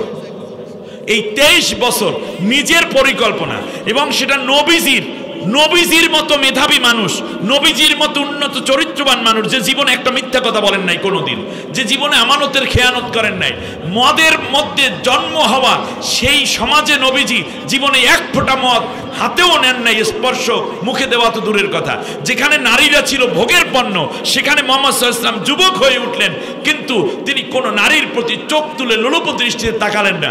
যেখানে মানুষের সম্পদ লাভ করার জন্য ডাকাতি, জীবন নেওয়া ছিল অ্যাভেলেবল, সেখানে কোটি কোটি টাকা ডিল করতেন খাদিজা রাদিয়াল্লাহু আনহার। একটা সম্পত্তি একটা পকেটের ভিতর ঢুকাইলেন না। এত বড় তার উপাধি হলো আল আমিন, সদিকুল আমিন। এটা কি নবুয়ত পাওয়ার পরে না নবুয়তের আগেই? নবুয়তের আগেই। এত উন্নত চরিত্র, খুলুকে আউজিম, এত কিছু হওয়ার পরেও আল্লাহর নবী শান্তি প্রতিষ্ঠা করতে চাইলেন জাহিলি সমাজে নিজের বুদ্ধি দিয়া। শান্তি প্রতিষ্ঠিত হয়েছে? হয় নাই। নবী আমার পেরেশান হয়ে গেলেন। তো নবীর মতো মানুষ হওয়ার পরেও, সদিকুল আমিন, আল আমিন হওয়ার পরেও নিজের পরিকল্পনা দিয়ে শান্তি করতে গিয়ে আল্লাহর নবী ব্যর্থ হয়েছে। আল্লাহ রাব্বুল আলামিন নবীর পেরেশানিটা অনুধাবন করলেন, নবীর পেরেশানিটা, দরখাস্তটা কবুল করে নিলেন। আল্লাহ খুব দয়ালু হয়ে আল্লাহ নবী সাল্লাল্লাহু আলাইহি ওয়াসাল্লামের জ্ঞানের পরিধি বাড়াতে চাইলেন। সুবহানাল্লাহ বলেন। আল্লাহর নবীও বুঝতে পারলেন মাদক মুক্ত সমাজ, হিলফুল ফুজুলের মতন এক সমাজ দিয়ে কাজ হবে না। জিনা, ধর্ষণ, ব্যভিচার বন্ধ করা সম্ভব নয়। আবু জেহেলের চান্দাবাজি কিংবা আবু লাহাবের খুন খারাপি, আব্দুল্লাহ ইবনে উবাই থেকে নিয়ে যত রকমের অন্যায় আছে, উমাইয়া বিন খলফের এই রকম অত্যাচার, সুদ ভিত্তিক অর্থ ব্যবস্থা, নারী নির্যাতন, কন্যা সন্তানকে জীবন্ত কবর দেয়া, এই কিছুই বন্ধ করা সম্ভব হবে না। কিন্তু কিসে সম্ভব হবে তাও আমি জানি না। এই জন্য আল্লাহর নবী সমাজ থেকে আলাদা হয়ে নিজের বাড়ি থেকে প্রায় 3.5 কিলোমিটার দূরে হেরা পাহাড়ে উপস্থিত হয়ে গেলেন। তার কারণ নবী দেখলেন আমি যেই কর্মসূচি দিয়েছি এর দ্বারা আমরা কয়েকজন একত্র হয়ে মানুষের খেদমত হয় মাত্র, কিন্তু সত্যিকার শান্তির কোনো রাষ্ট্র কায়েম সম্ভব না।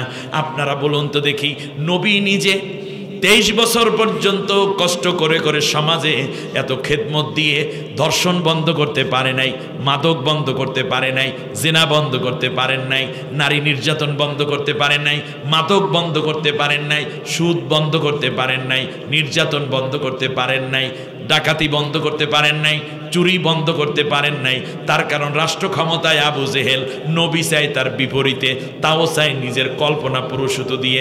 এই জন্য জাহেলের মোকাবেলায় নবী টিকতে পারেন নাই। আজকে বাংলাদেশের মধ্যে ধর্ষণ আছে না নাই, জেনা আছে না নাই, বেপর্দা বেহায়া আছে না নাই, নারী নির্যাতন আছে না নাই, মানুষ মানুষকে কিডন্যাপ করে নিয়ে যাওয়া আছে না নাই, ঠিক তার পাশাপাশি সুদ আছে না নাই, দুর্নীতি, ঘুষ, মাদক সবই আছে। সেই জাহিলিয়াতে যা ছিল আমার দেশেও তা আছে। কিন্তু আমাদের দেশে হিলফুল ফুজুলের চিন্তায় পীর সাহেবেরা চিন্তা করলেন মুরিদ যত বাড়বে ধর্ষণ তত কমে যাইবে। আপনারা বলেন তো দেখি, 40 বছর পর্যন্তই 54 বছর পর্যন্ত পীরের সংখ্যা বেড়েছে, মুরিদের সংখ্যাও বাড়ছে, কিন্তু মদ মাদক দ্রব্য কি কমছে না বাড়ছে? তাহলে বোঝা যায় এই বুদ্ধিতে কাম হবে না। তবলিগের লোকের সংখ্যা কমছে না বাড়ছে? 40 বছরে কমছে না বাড়ছে? বেড়েছে। আপনারা বলুন তো দেখি, চোর দেশের মধ্যে কমছে না বাড়ছে? দুর্নীতি কমছে না বাড়ছে? বেহায়া বেপর্দা কমছে না বাড়ছে? কিয়ামত পর্যন্ত তবলিগ করলেও কি দেশের মধ্যে থেকে বেহায়া বেপর্দা উঠানো সম্ভব? এবার বলেন, আমরা বক্তারা চিন্তা করলাম ওই হিলফুল ফুজুলের চিন্তা, নবী যেটা করছিলেন নবুয়ত পাওয়ার আগে, হিলফুল ফুজুলের চিন্তা করলাম ওয়াজ কইরা দেশের মানুষের পর্দানশীনা বানাইয়া ফেলাবো, মাদ্রাসা বানাবো, মসজিদ বানাবো, কোনো চিন্তা নাই, সবাই নামাজি পরহেজগার হয়ে যাবে। আপনারা বলুন তো দেখি, ওয়াজ তো আমিও 25 বছর ধরে করতে আসি, আল্লামা সাইদি সাহেব 50 বছর ওয়াজ করলেন, এরপরে ওয়াজ চলতেছে, তাফসির চলতেছে, বিভিন্ন মাহফিল চলতেছে। আপনারা বলুন, মাহফিল করার জন্য যেই বক্তা আসে ওই বক্তার জোতাও চুরি হয় কি হয় না?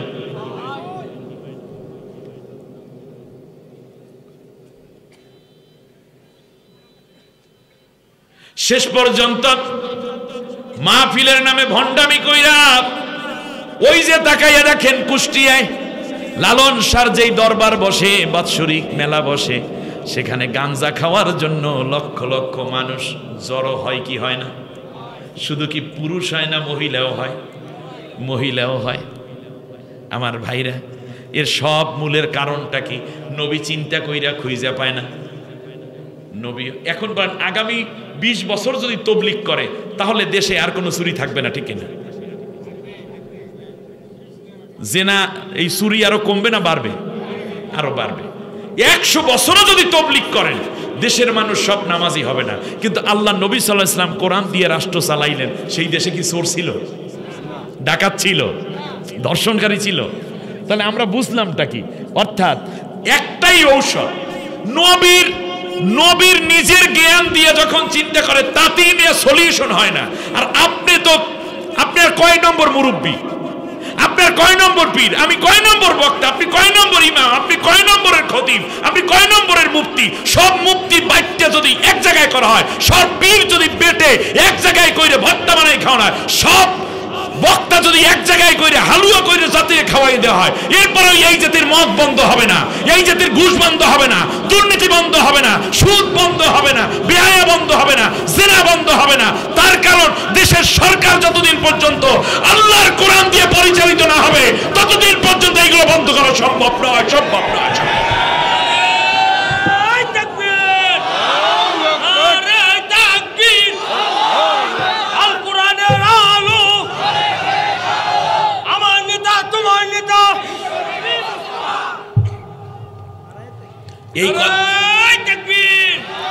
এই কথাটা বুঝতে আপনাদের কোনো কষ্ট হয়েছে? নবীর চাইতে আপনি বড় পীর, নবীর চেয়ে আপনি বেশি বোঝেন মুফতি সাহেব, নবীর চেয়ে আপনি বেশি বোঝেন মুরব্বী, নবীজির চেয়েও কি জ্ঞানী আপনি বক্তা? ও খতিব, আপনি কি নবীর চেয়েও বেশি বুঝলেন? আল্লাহর নবী 17 বছর থেকে 40 বছর পর্যন্ত নিজের জ্ঞান দিয়ে হিলফুল ফুজুল কায়েম করে আলামিন উপাধি পাইলেন, সাদিকুল আমিন উপাধি পাইলেন, সাদিকুল আস্তাক উপাধি পাইলেন আইয়ামে জাহিলিয়াতে। এরপরও নবী দেখলেন কাঙ্ক্ষিত শান্তি প্রতিষ্ঠিত হয় নাই, নবী চলে গেলেন হেরা পাহাড়ে। বিশ্বনবী সাল্লাল্লাহু আলাইহি ওয়াসাল্লাম হেরা পাহাড়ে ধ্যান করেন। কি আমি আমার কলবের দিকে মুতাওয়াজ্জা আছি এই ধ্যান না, নবী ধ্যান করতে গেলেন এই জন্য, এতদিন পর্যন্ত নিজে ছিলেন সমাজের আমূল পরিবর্তন করার স্বপ্নদ্রষ্টা, এই জন্য সমাজ নিয়েই তিনি ভাবলেন আল্লাহর নবী সমাজ বিজ্ঞানী হবেন, মানবের হৃদয়ের বিজ্ঞানী হবেন, দেশ পরিবর্তনের জন্য নবী পরিকল্পনা করেন। এই জন্য মনে হয় নবী থিসিস করতে গেছেন কোথায়? পাহাড়ে। হেরা পাহাড় হইল খাদিজা রাদিয়াল্লাহু তাআলা আনহার বাড়ি থেকে 3.5 কিলোমিটার প্রায় দূরে, যেখান থেকে বাইতুল্লাহটা দেখা যায়। হেরা পাহাড়ের উচ্চতা 3500 ফিট উঁচা। আল্লাহর নবী হঠাৎ করি খাদিজাতুল কুবরা রাদিয়াল্লাহু তাআলা আনহা, আমাদের প্রথম মা, আমাদের মা উম্মাহাতুল মুমিনিন, আল্লাহু আকবার, কি এক মহিয়সী। এর আগে তার 2টা বিয়ে হয়েছিল, সেই ঘরে 5টা সন্তান আছে। তওবা করেছিলেন, কসম খেয়েছিলেন লাত মানত উজ্জার নামে বাইতুল্লাহর গিলাফ ধরে, জীবনে কোনোদিন আর বিয়ে করব না, জীবনে কোনোদিন আর বিয়ে করব না। আমি বিয়ে করলে স্বামীটা মরে যায়, আমি বিয়ে করতে যাবই না। অপরদিকে 5টা সন্তান হয়েছে, আর বিয়ে দিয়ে দরকারই বাকি। নিজেকে নিজে ভেঙে চুরে শেষ করে দিলেন খাদিজা রাদিয়াল্লাহু তাআলা আনহা। আপনারা জানেন হঠাৎ করে নবীজির সন্ধান পাইলেন, ব্যবসার জন্য ম্যানেজার নিয়োগ দিলেন। নবীজির সততা, নবীজির ব্যক্তিত্ব, নবীজির পার্সোনালিটি, নবীজির হিউম্যানিটি, অনেস্টি, নবীজির মডেস্টি, নবীজির পাংচুয়ালিটি, সবকিছু খাদিজাকে মুগ্ধ করে। শেষ পর্যন্ত তিনি বিবাহের প্রস্তাব দিলেন। সুবহানাল্লাহ। আপনারা শুনতেছেন আমার কথা? এবছর সিরাতের ভিতরে না যাইতে পারলে হবে কি, আগামী বছর দাওয়াত দিলে এসে বাকিটা শুরু হবে এখান থেকে ইনশাআল্লাহ। ঠিক আছে কিনা বলেন? ইনশাআল্লাহ। খাদিজা রাদিয়াল্লাহু তাআলা আনহা বললেন, চিন্তা করলেন যদি আমি এই মানুষটার স্ত্রী হতে পারি তাহলে আমার 2 জীবন ধন্য।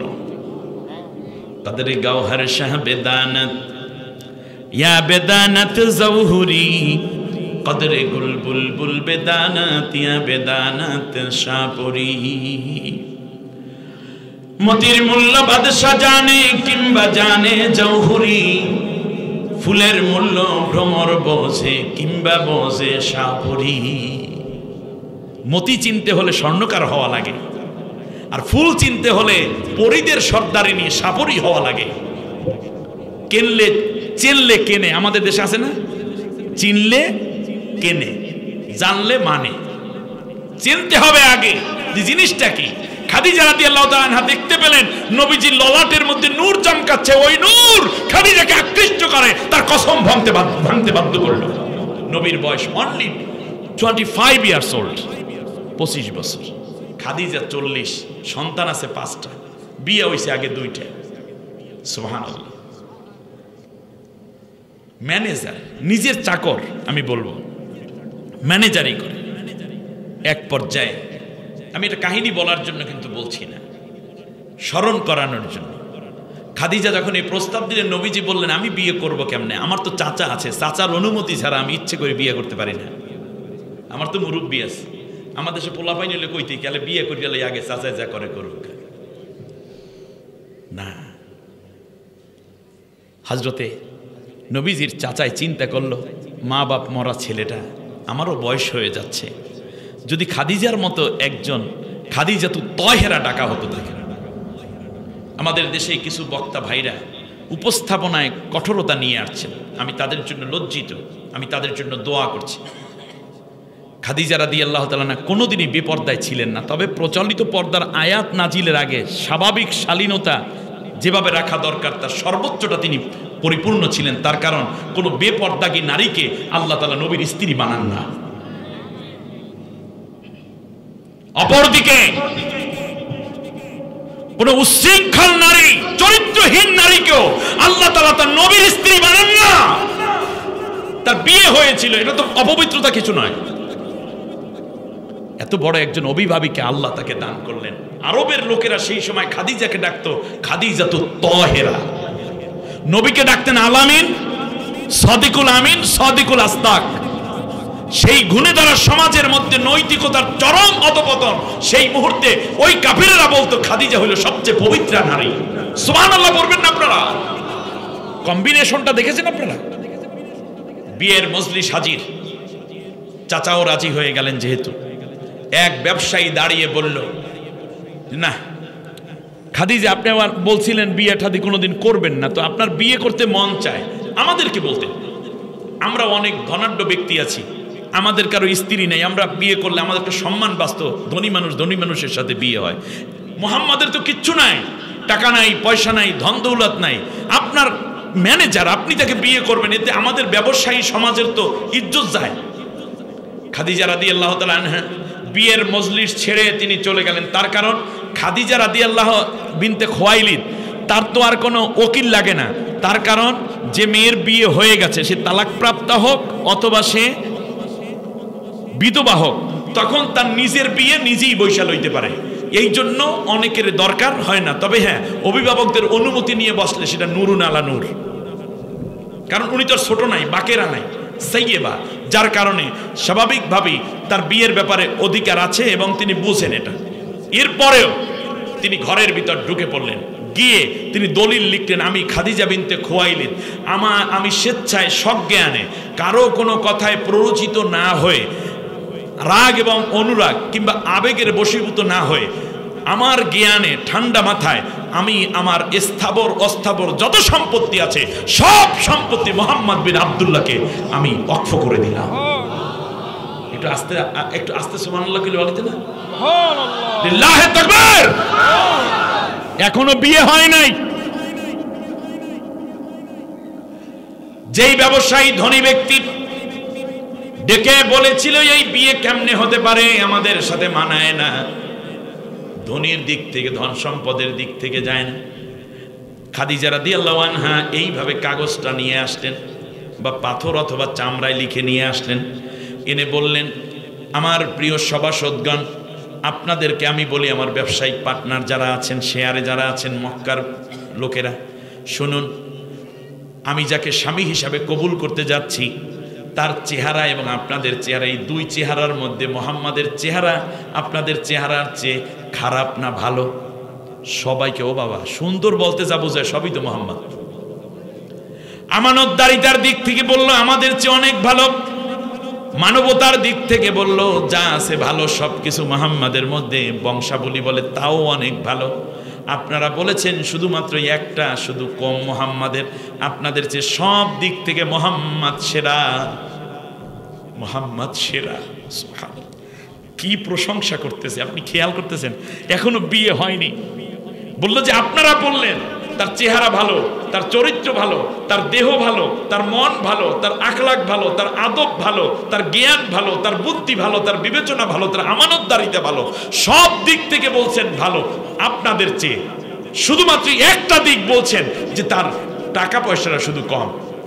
এবার আপনারা আসেন, যেই লোকটা বলছে তাকে বললে এখানে কি লিখেছি দেখেন, এখানে লেখা আছে সমস্ত সম্পদ মুহাম্মদ বিন আব্দুল্লাহকে আমি হাদিয়া করে দিলাম। জিজ্ঞেস করলেন, বলেন তো দেখি এখন মুহাম্মদ গরিব না ধনী? বলল ধনী। তাহলে বিয়ে পড়াই দেন। হযরত খাদিজা রাদিয়াল্লাহু তাআলা আনহা বললেন, আমি আমার জীবনকে ধন্য করেছি। দুনিয়ার নারীরা শোনো, মুহাম্মদুর রাসূলুল্লাহর মতো মানুষের হাতে নিজেকে সুপর্দ করে। সুতরাং তোমরা যখন স্বামী বাছাই করবে তখন নবীর আদর্শ এবং নবীর অনুপম চরিত্রের সাথে যার সবচেয়ে বেশি মিল তোমরা তাকে স্বামী বানাইও। খালি রং চাটা জিন্সের প্যান্ট পরা, জ্বলন্ত সিগারেট ঠোঁটে ধরা, লাল শার্ট গায়ে, তার বুক খোলা, এরে বিয়ে করতে যাইও না। তার কারণ হয়েছে এই যে বুকের বুদাম শুধু তোমার একার জন্য খোলে নাই, অনেকের জন্য খুইলে রাখছে। অতএব সাবধান থেকে হে নারী, কখনো তুমি অসৎ পুরুষের পেছনে দৌড়াইও না। এবার খেয়াল করো, আল্লাহ নবী বিয়ে করার পর খাদিজার ঘরে আল্লাহ 5টা সন্তান দিলেন। তার মধ্যে 4টা ছিল মেয়ে, 1টা ছিল ছেলে। রুকাইয়া, জয়নব, উম্মে কুলসুম, ফাতেমা আর কাশেম নামের এক সন্তান, পুত্র সন্তান। আমার বন্ধুগণ, সে যাই হোক, এক ইতিহাস। খাদিজা রাদিয়াল্লাহু তাআলা আনহার কাছে নবী হঠাৎ করে রাত্রে বলতেছেন, সিরতের আলোচনায় ঢুকতেছি, খেয়াল করেন নাই মনে হয়, সিরতে ঢুকতেছি। খাদিজা রাদিয়াল্লাহু তাআলা আনহাকে বললেন, খাদিজা, তোমাকে আমি প্রচন্ড ভালোবাসি, কিন্তু হঠাৎ করে কেন যেন তোমাকেও আমার আগের মতো ভালো লাগে না। শুধু তাই না, আমার এই যে ফাতেমা, আয়েশা, ফাতেমা, জয়নব, রুকাইয়া, উম্মে কুলসুম, এদেরকেও, বাচ্চাদেরকেও এত বেশি ভালো লাগতেছে না কেন যেন। ব্যবসা বাণিজ্য আমার তেমন, আমার মন চাই কি আমি একদিকে চলে যাই। সুবহানাল্লাহ। খাদিজা রাদিয়াল্লাহু তাআলা আনহা একটা মুস্কি হাসি দিয়ে নবীজির কপালের উপরে চুমু খেলেন। কব্বালাত আলা আইনাইহি, ইবারতে এসেছে যে এবং তার 2 চোখের মধ্যেও খাদিজা চুমা খাইছে। আচ্ছা, এখন আপনাদেরকে বলি, যদি কোনো স্বামী তার স্ত্রীকে বলে যে তোমারও ভাল লাগে না, তাহলে আমাদের দেশে কি কইতে? বিয়ার মন হইছে না, আমার আর ভাল লাগবে কে এখন? আর যদি খাদিজার মতো সম্পদশালী থেকে হয়, আমার টাকা পয়সা সব ব্যবসায় লালবাতি জ্বালাইয়া এখন তুমি গেলা পালাইয়া, ঠিক না? খাদিজা রাদিয়াল্লাহু তাআলা আনহা বললেন, না, আপনি খুব ভালো কথা বলেছেন। আপনার মন যেই দিকে যেতে চায় আপনি সেই দিকে চলে যান, আপনার মন যেখানে যেতে চায় আপনি সেখানে যান। কিন্তু প্রাণের স্বামী শুধু একটাই জোর দাবি করি, আমি অভাগিনী খাদিজা, আমার সামনে পেছনে ডানে বামে কেবল আপনাকে ঘিরেই স্বপ্ন দেখি। আপনি যেখানেই যান না কেন আমাকে একটু জানাইয়া যাবেন, মনটা যখন চাইবে তখন যেন আপনার কাছে আমি ছুটে যেতে পারি।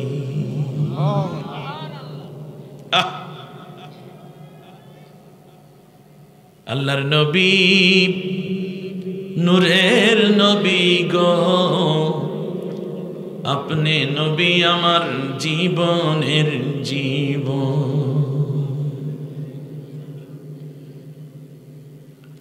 আপনি আমার ধ্যানের ছবি,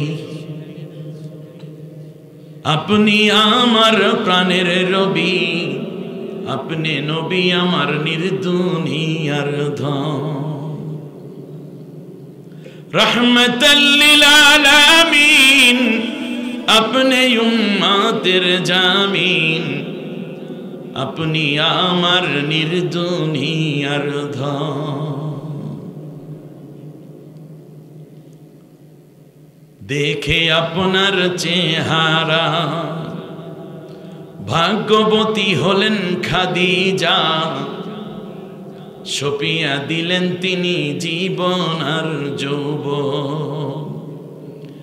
মান দৌলত যাহা ছিল চরণে সব সপিয়া দিল, বানাইল জীবনের জীবন। সব সঁপে দিয়েছে, নবীকে লুফে নিলেন। খাদিজা কেন বাধা দিলেন না? সিরাত গ্রন্থগুলোতে আসছে খাদিজা রাদিয়াল্লাহু তাআলা নবীর সাথে বিয়ে বসেছেন যৌবনের তাড়নায় নয়, বরং খাদিজা তিনি ছিলেন তাওরাত ইনজিলের বড় এক্সপার্ট এক মহিলা। সে দেখেছে যে তাওরাত ইনজিলে আখিরি জামানার নবী যেমন হবে, যাকে আল্লাহ তাআলা হাবিবুল্লাহ উপাধি দিবেন, যিনি উম্মতের কান্ডারি হবেন, দুনিয়ার সেরা মানুষ হবেন, পৃথিবীর শ্রেষ্ঠতম শাসক হবেন, শ্রেষ্ঠতম যোদ্ধা হবেন, শ্রেষ্ঠ স্বামী হবেন, শ্রেষ্ঠ পিতা হবেন, শ্রেষ্ঠ ব্যবসায়ী হবেন, শ্রেষ্ঠতম মানুষ যিনি হবেন, তার গুণাগুণ যা আছে, এই যে তার ম্যানেজার মোহাম্মদ, তার মধ্যে সবগুলো দেখা যাচ্ছে। এই জন্য তিনি তার কসম, তার শপথ ভঙ্গ করে নবীকে স্বামী বানানোর জন্য নিজের ভিতরে সিদ্ধান্ত চেঞ্জ করে নিজেকে আগ্রহী করে গড়ে তুললেন। বিয়ে হলো, স্ত্রীর বিয়ে হলো, খাদিজা দেখলেন আমার সন্তান হয়, ব্যবসা ভালো হয়, কিন্তু যেই জন্য আমি বিয়ে বসলাম, আমি তো মুহাম্মদ বিন আব্দুল্লাহ দেখে বিয়ে বসি নাই, বরং পরবর্তী দিনে মুহাম্মদুর রাসূলুল্লাহ হবেন সেই রকম সিদ্ধান্ত নাই। 25 বছর থেকে বয়স হয়ে যাচ্ছে 40, মাঝখানে কত বছর? 15 বছর। এই 15 বছর পর্যন্ত যেই জন্য তিনি রসুল হবেন, হাবিবুল্লাহ হবেন, আখিরি জামানার সেরা নবী হবেন, সাইয়্যিদুল মুরসালিন হবেন, সেইটা হয় না।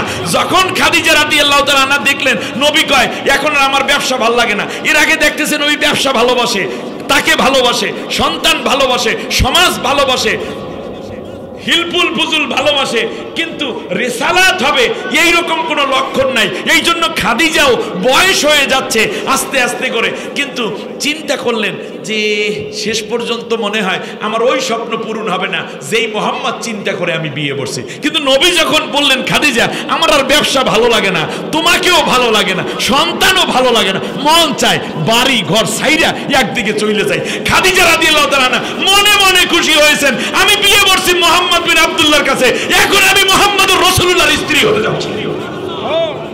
তার সিম্পটম শুরু হয়েছে। খাদিজা শুধু বললেন যেখানে যান বলে যাইয়েন। খাদিজা রাদিয়াল্লাহু তাআলা না দেখলেন 2 দিন পর নবীজি আসছেন। তখন তো মোবাইল ছিল না, টেলিফোন ছিল না। 2 দিন পর নবী আসছেন। নবীর চিন্তার চেহারা, নবীর চিন্তায় চেহারাটা কেমন যেন একটা মালিন্যতা এসে গেছে, মলিনতা এসে গেছে। তার কারণ এই সমাজের মধ্যে আমরা যারা বক্তা আছি, খানকায় যারা পীর আছে, ময়দানে যারা দ্বীনের মেহনতকারী মুরব্বী আছেন, দায়িত্বশীল আছেন, তাদের চেহারা দিন দিন খালি খোলতেছে। তার কারণ খানকায় মুরগি যাচ্ছে, কদু যাচ্ছে, কুমড়া যাচ্ছে, ডাইল যাচ্ছে, গরম গরম টাকার হাদিয়া যাচ্ছে, এগুলো খাইয়া দেয়া চেহারা দিন দিন ফুলতে আছে। কিংবা যারা দিনের দাওয়াত দিচ্ছি, রান্না বান্না কইরা মসজিদে খাইতে আসি, অসুবিধা কি? ভালোই তো চলতে। বক্তাদের তো অবস্থা আরো ভালো, মাহফিল শেষে হাদিয়া, আসা যাওয়ার গাড়ি ভাড়া আগেই দিয়েছে, এরপর খাওন দাওন যা দেয় তাই তো মাশাআল্লাহ। আর আল্লাহর নবী সমাজের মধ্যে মানুষ কেন ধর্ষী, নারী কেন ধর্ষিতা হচ্ছে, সমাজের মধ্যে মাদক কিভাবে নিরাময় করা যায়, সমাজের মধ্যে মদ যদি খাওয়া, গাঁজা, ফেন্সিডিল, কোকেন, তারি, মারজুরা, পেথিডিন, ইয়াবা, হিরোইন, গাঁজা, এগুলো যদি যুবকরা খাওয়া শুরু করে সমাজটা ধ্বংস হয়ে যাবে। সমাজের মধ্যে মারামারি আছে, কোপাকুপি আছে, কাটাকাটি আছে।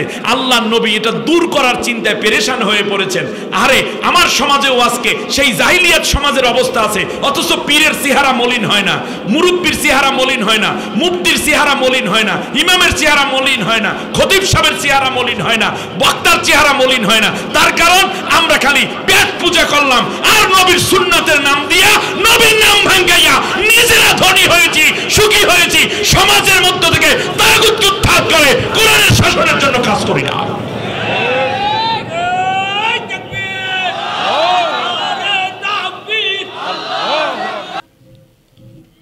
আল্লাহ নবী বললেন খাদিজারে, আমি হিরা পাহাড়ের মধ্যে মাঝে মধ্যে চিন্তিত হওয়ার জন্য চলে যাই। খাদিজাতুল কুবরা রাদিয়াল্লাহু তাআলা আনহা বললেন আপনার কষ্ট করে বারবার আসার দরকার নাই, আমি এখন থেকে খাবার নিয়ে যাব। খাদিজা রাদিয়াল্লাহু তাআলা আনহার বয়স 40 থেকে 25 থেকে 40, এই 15 যোগ করলে বয়স হয়ে যায় কত বছর? 55 বছর। আল্লাহু আকবার। খাদিজার বয়স বেড়ে কত এখন? 55 বছরের এক বুড়ি মহিলা। আল্লাহর নবী বলেন মাঝে মধ্যে আমি একটা না 3 দিন, 5 দিন, 7 দিন, 10 দিন, কখনো 11-12 দিন পর্যন্ত হেরা পাহাড়ে বসে ভাবতাম কেমন করে সমাজের অন্যায় দূর করে ন্যায় কায়েম করা যায়। এখনো ওহী আসে নাই। আল্লাহ নবী বলেন আমি হেরা পাহাড়ের মধ্যে ধ্যানমগ্ন থাকতাম, কিন্তু আমার খাদিজা আমাকে এক বেলাও উপবাস রাখতো না। প্রতি বেলার খাবার আমার খাদিজা আমাকে হেরা পাহাড়ে পৌঁছাইয়া দিত। 10টা সন্তানের মা, 3 জন স্বামীর স্ত্রী, বিশাল ব্যবসার মালিক, আরবের খাদিজাতুত তাহেরা এই সন্তানগুলো কি বাসায় রেখে হীরা পাহাড় পর্যন্ত পৌঁছে যেতেন। আমার ভাইরা, এখন তো হীরা পাহাড়ে যাইতে জান্নাতুল মুআল্লার কিনার দিয়ে খাদিজার বাড়ি, সেখান থেকে হীরা পাহাড়ে যেতে আগের দিনে বেশি কষ্ট হতো। তার কারণ হলো পাহাড়গুলো তো আর রাস্তা ছিল না, তখন পাহাড় উঁচা নিচা ছিল। খাদিজা রাদিয়াল্লাহু তাআলা আনহা নবীর জন্য যখন নাস্তা নিয়ে যাবেন কেমনে যেতেন মনে করেন? হয়তোবা ভোর রাতে উঠতো, নবীর জন্য একটু নাস্তা তৈরি করতো, হালুয়া, একটু খেজুর, উটের একটু দুধ, কিছু রুটি। এইদিকে বাচ্চাদেরকেও তিনি খাওয়াইয়া যাইতেন, ছোট ছোট বাচ্চাগুলো।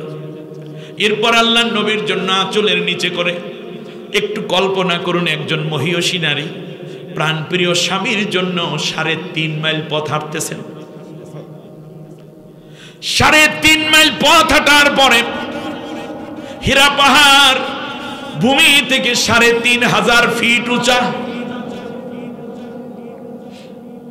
আপনি কি ভাবতে পারেন খাদিজার জীবনটা কত পরিবর্তন হয়ে গেল? হাজী সাহেবান যারা মক্কা মদিনা গিয়েছেন, মক্কায় গিয়েছেন, সবাই হীরা পাহাড়ে উঠতে সাহস পায় না, কেউ কেউ ওঠে।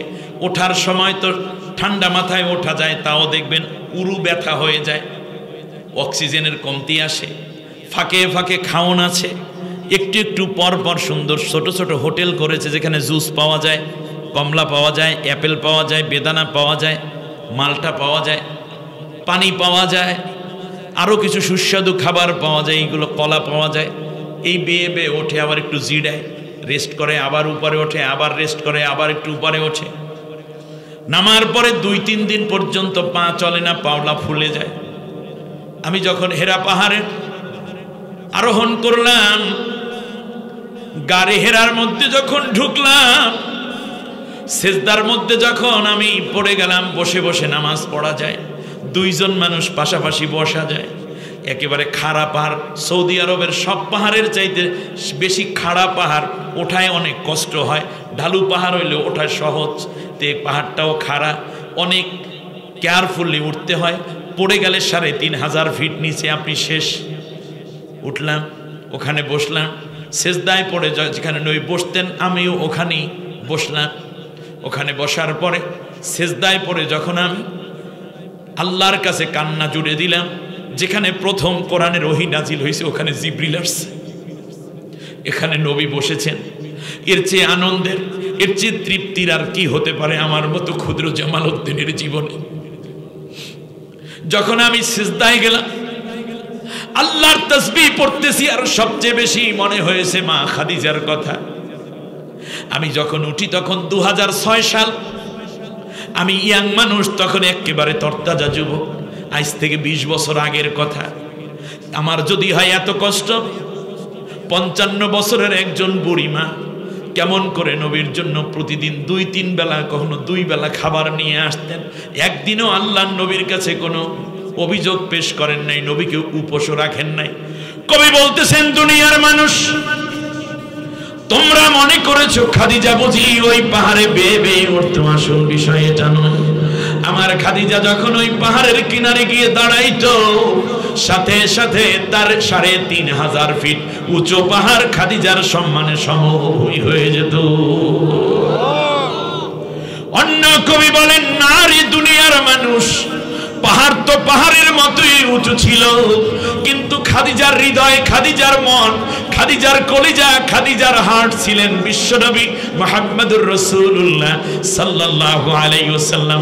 এর আগে 2টা স্বামী ছিল, তাদের জন্য ভালোবাসা ছিল, কিন্তু নবীকে পাওয়ার পরে খাদিজার জীবনটা যেইভাবে সেটআপ হয়ে গেছে, জান্নাতি মানুষের জন্য খাদিজার ভালোবাসার দরিয়ায়, ভালোবাসার সমুদ্রে যেন নতুন একটা উচ্ছ্বাস এবং জোয়ারের স্রোত ধারা বয়ে গেছে। হযরতে খাদিজা ওই যে পাহাড়ের কিনারে যেতেন, আল্লাহর নবীকে খাদিজা এত বেশি ভালোবাসতেন, এত বেশি মায়া ছিল নবীর জন্য, খাবার নিয়ে খাদিজা এক দৌড়ে নবীর কাছে ৩৫০০ ফিট উঁচু পাহাড়ে উঠে যাইতো। খাদিজার কাছে এটা কষ্টই মনে হতো না, কারণ প্রিয় মানুষের জন্য এই কাজ করায় মূলত মানুষের কোনো ক্লান্তি আসে না, মনে ব্যথা লাগে না। সুবহানাল্লাহ। এক পর্যায়ে ওহী শুরু হয়ে গেল। বিশ্বনবী সাল্লাল্লাহু আলাইহি ওয়াসাল্লাম খাদিজার কাছে চলে আসলেন। আল্লাহু আকবার। আমার খাদিজা যারা আছেন আজকে মহিলা প্যান্ডেলে, আমাকে মোতামিম হুজুর বলেছেন যে হুজুর পুরুষের চেয়ে ৩ গুণ বড় করেছি মহিলা প্যান্ডেল, সব ভরে গেছে। আজকে খাদিজার উত্তরসূরিদের সামনে আমি একটি নারীর জীবনী শুধু বলছি, সিরাত আলোচনার শুরু থেকে কেবল খাদিজাকে বুঝুন। সেই আয়ামে জাহিলিয়াতে ১৪৫০ বছর আগে কত উন্নত এবং মডেল চিন্তার তিনি ছিলেন। নবীজি চলে গেলেন খাদিজার কাছে।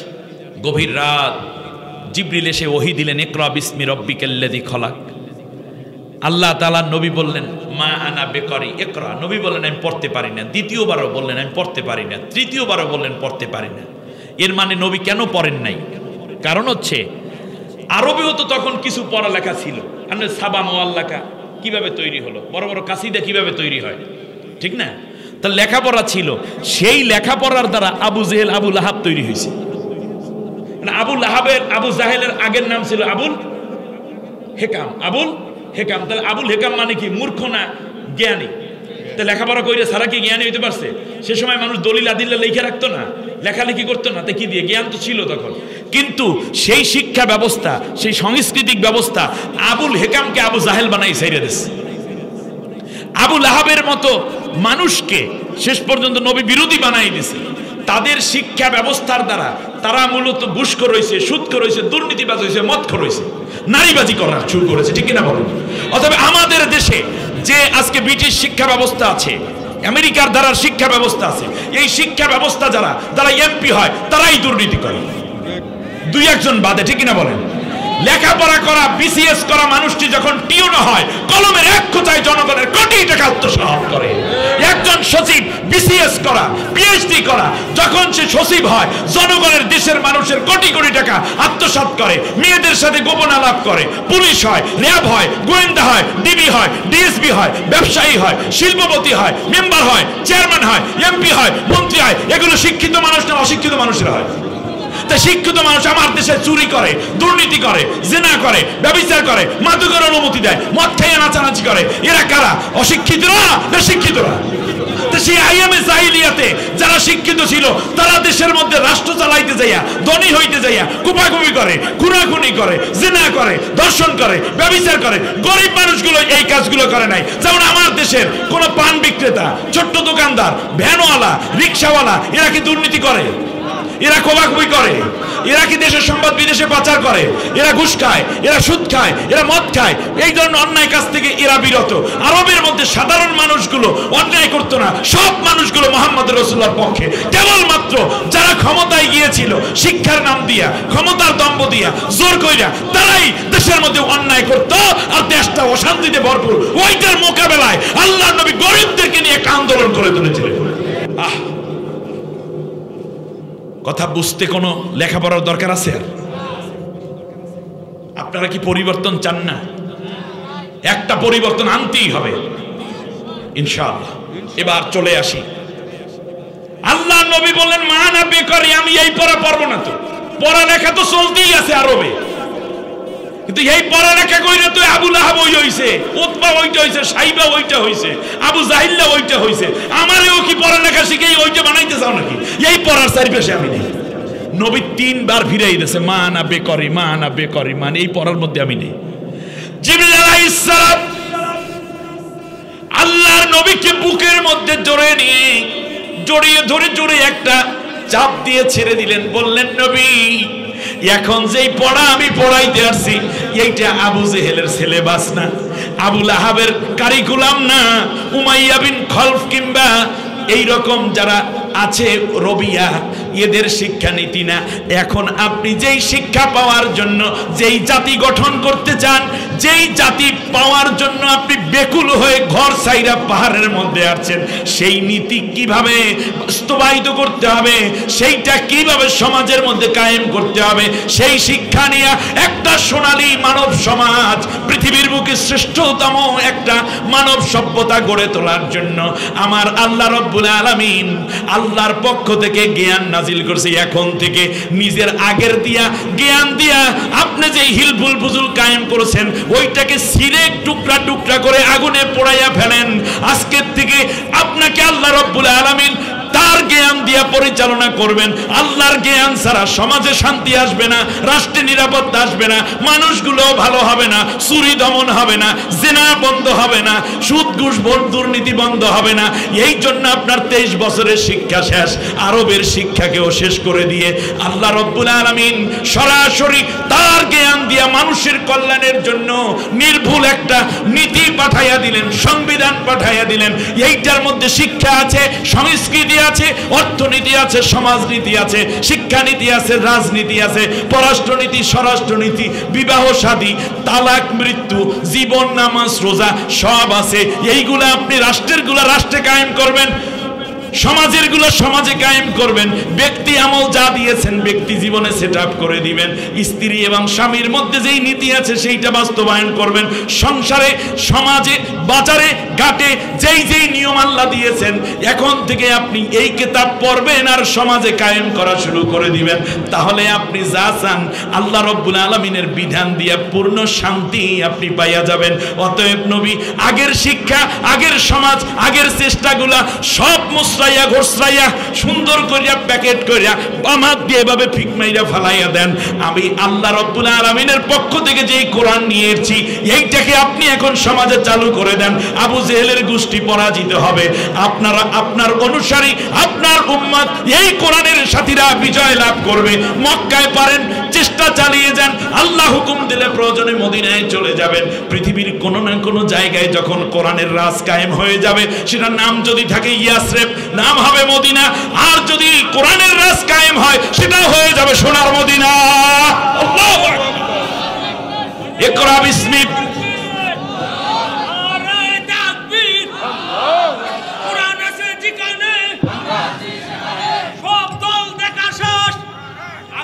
বাংলাদেশ, কোরআন হাদিসের বাংলাদেশ।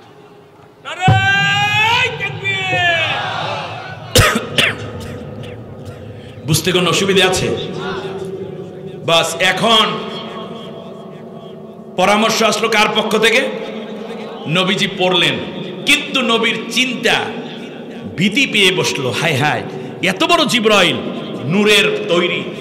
জিবরিলের দিকে তাকাইয়া নবী দেখে আল্লামাহু শাদীদুল কুওয়া, এক মহান দেহতা, পায়ের পা লেগেছে মাটিতে, মাথা লেগেছে আসমানে, উফুকিল আলা। দেখে নবী ভীত হলেন। কিন্তু কোরআনের নূর আসার সাথে সাথে নবীর শরীর গরম হলো, জ্বর আসলো। এই যে হাফেজ সাহেবরা, ওদের গায়ে হাত দিয়ে দেখেন গাওটা গরম থাকে, ছোট্টদের আরো বেশি। 30 পারা কোরআন আল্লাহ ওদের কাছে আমানত রেখেছেন। নবীজি বলেছেন, রুহের জগতে যেই রুহুগুলো আমি মোহাম্মদ রাসূলুল্লাহকে দেখেছে, ওই রুহু পৃথিবীতে আল্লাহ যার ভিতরে দিবেন, সে কোরআনে হাফেজ হওয়ার যোগ্যতা অর্জন করবে। আল্লাহু আকবার। সহজ বিষয় নয় প্রিয় বন্ধুগণ। বলতে বলতে রাত অনেক হয়ে গেছে, আমি আর 10-15 মিনিট কথা বলবো, অসুবিধা হবে না তো? এবার খেয়াল করুন, বিশ্বনবী সাল্লাল্লাহু আলাইহি ওয়াসাল্লাম এসে দরজায় নক করলেন। নবী কাঁপতেছেন। নবীজি ডাক দিলেন, জাম্মিলুনি জাম্মিলুনি, ও খাদিজা, আমাকে কম্বল দিয়ে জড়াই দাও, আমি শেষ। খাদিজা রাদিয়াল্লাহু তাআলা আনহা দেখতে পেলেন যে নবীর আগের যে চেহারায় নূর ছিল, তার সেই 100 গুণ বেশি নূর তার চারদিকে যেন ঝরে পড়ছে। খাদিজার বুঝতে বাকি নাই যে স্বপ্ন নিয়ে নবীকে স্বামী বানাইছিলাম মুহাম্মদকে, আজকে আমি সেই স্বপ্ন পূরণের সারথি পরিণত হচ্ছে। বাহেন্দ্র খন নবীজির কপালের মধ্যে খাদিজা পানি পট্টি জড়াইয়া দিস, কম্বল দিয়ে ঢেকে দিলেন। খাদিজা নবীজির বিছনার শিয়রের পাশ থেকে একটু দূরে যায় না। মেয়েগুলা ঘুমায়, ছেলেরা ঘুমায়।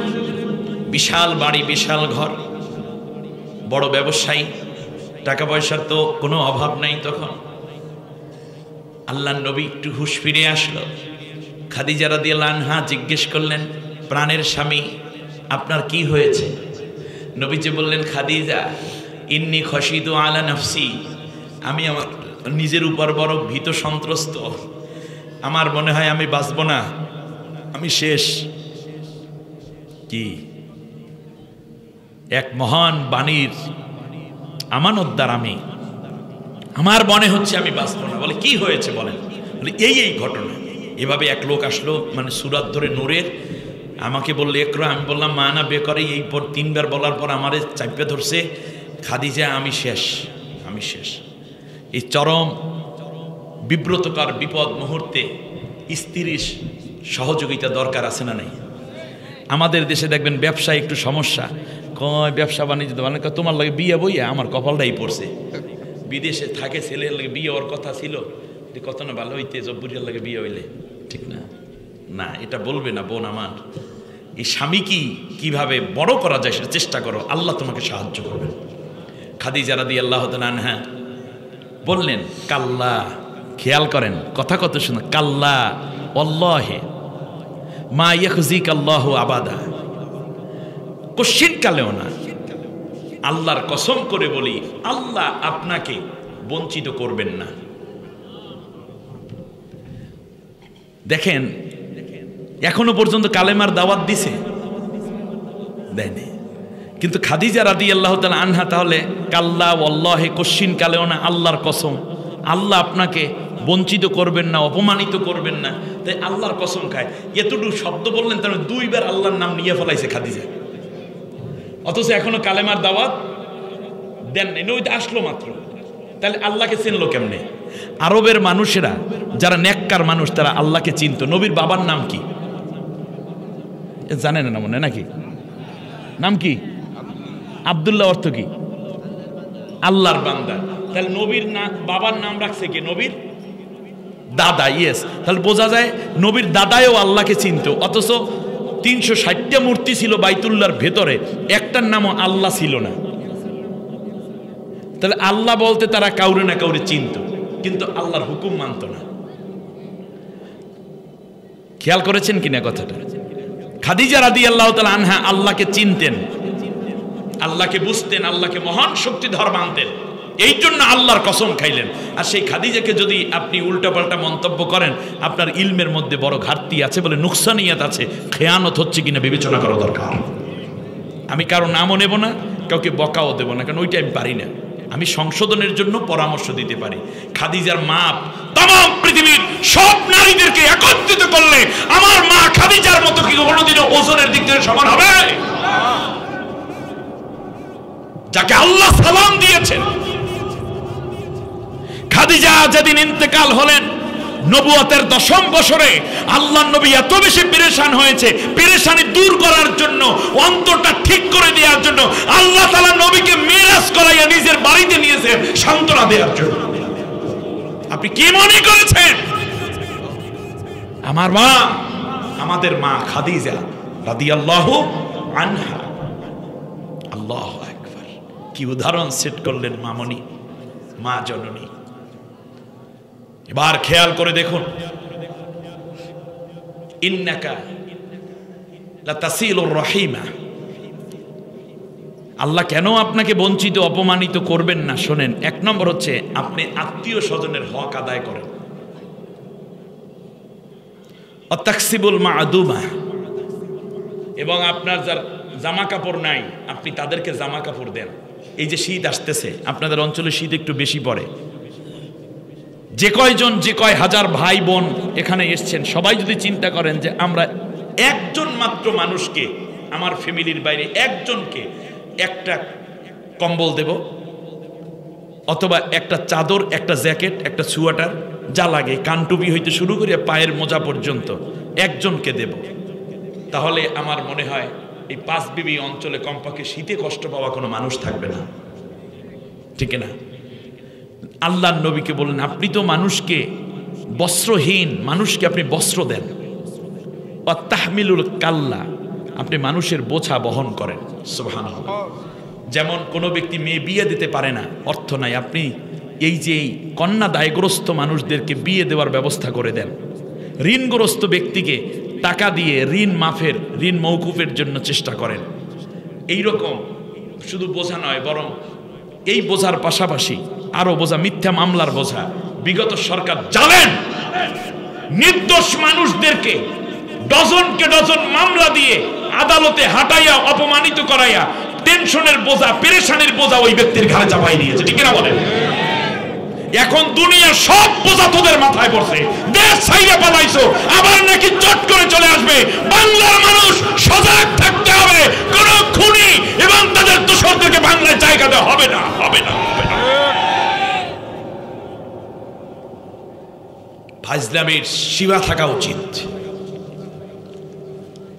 আর যাওয়ার সময় আমার দেশে আমার জাতির লোককে হত্যা করে গেছে, আমার যুবকদেরকে হত্যা করেছে, ছাত্র শিশুদেরকে হত্যা করেছে। বিএনপি জামাতকে বলবো, কোন কারণে ওই একটা ভোটের আশায় ওদের ভোট দরকার নেই বাংলাদেশের মানুষের। ঠিক না বলেন? যারা বাংলাদেশের মানুষকে হত্যা করেছে চিহ্নিত যারা, আর গ্রামের যারা ওই মোটামুটি ভাড়া লিক করে, এদের জন্য কোনো চিন্তা নাই। এরা জোয়ারের মতো যাইবে, আইবে, পান খাইবে, চা খাইবে, বেশ ভালো কথা। কিন্তু যারা খুনের সাথে জড়িত, মামলার সাথে জড়িত, অন্যায়ের সাথে জড়িত, বিদেশে টাকা অর্থের সাথে জড়িত, দিনের ভোট রাতে নেওয়ার সাথে জড়িত, আলিম উলামাদেরকে হত্যা করেছে, যারা বিরোধী নেতা নেত্রীদেরকে নির্যাতন করে অত্যাচার করেছে চিহ্নিত, তাদেরকে আইনের কাঠগড়ায় দাঁড় করিয়ে তারা যেই আদালত বানিয়েছে, এখন যে ন্যায় বিচার হচ্ছে আন্তর্জাতিক অপরাধ ট্রাইব্যুনাল, আগামী 1 মাসের মধ্যে পূর্ণ রায় এই জাতি দেখতে চায়। লজ্জা থাকা উচিত তোমাদের। আইন শৃঙ্খলা রক্ষাকারী বাহিনীর সাথে মিলে এরাও AK-47 revolver, bomb, hockey stick, রামদা, তলোয়ার এইগুলো নিয়ে আমার দেশের ছাত্র সমাজের উপরে ঝাঁপিয়ে পড়েছে এবং সাধারণ মানুষকে কোপাইছে। ঠিক কিনা বলেন? আয়না ঘর বানিয়ে চূড়ান্ত নির্যাতন করেছে। তোমরা মানুষ নাকি আগে চিন্তা করবে, আগে চিন্তা কর তোরা মানুষের বাচ্চা মানুষ কিনা, তারপরে চিন্তা করবি দেশের নাগরিক, এরপরে চিন্তা করবি তোরা ফিরে আসবি কিনা।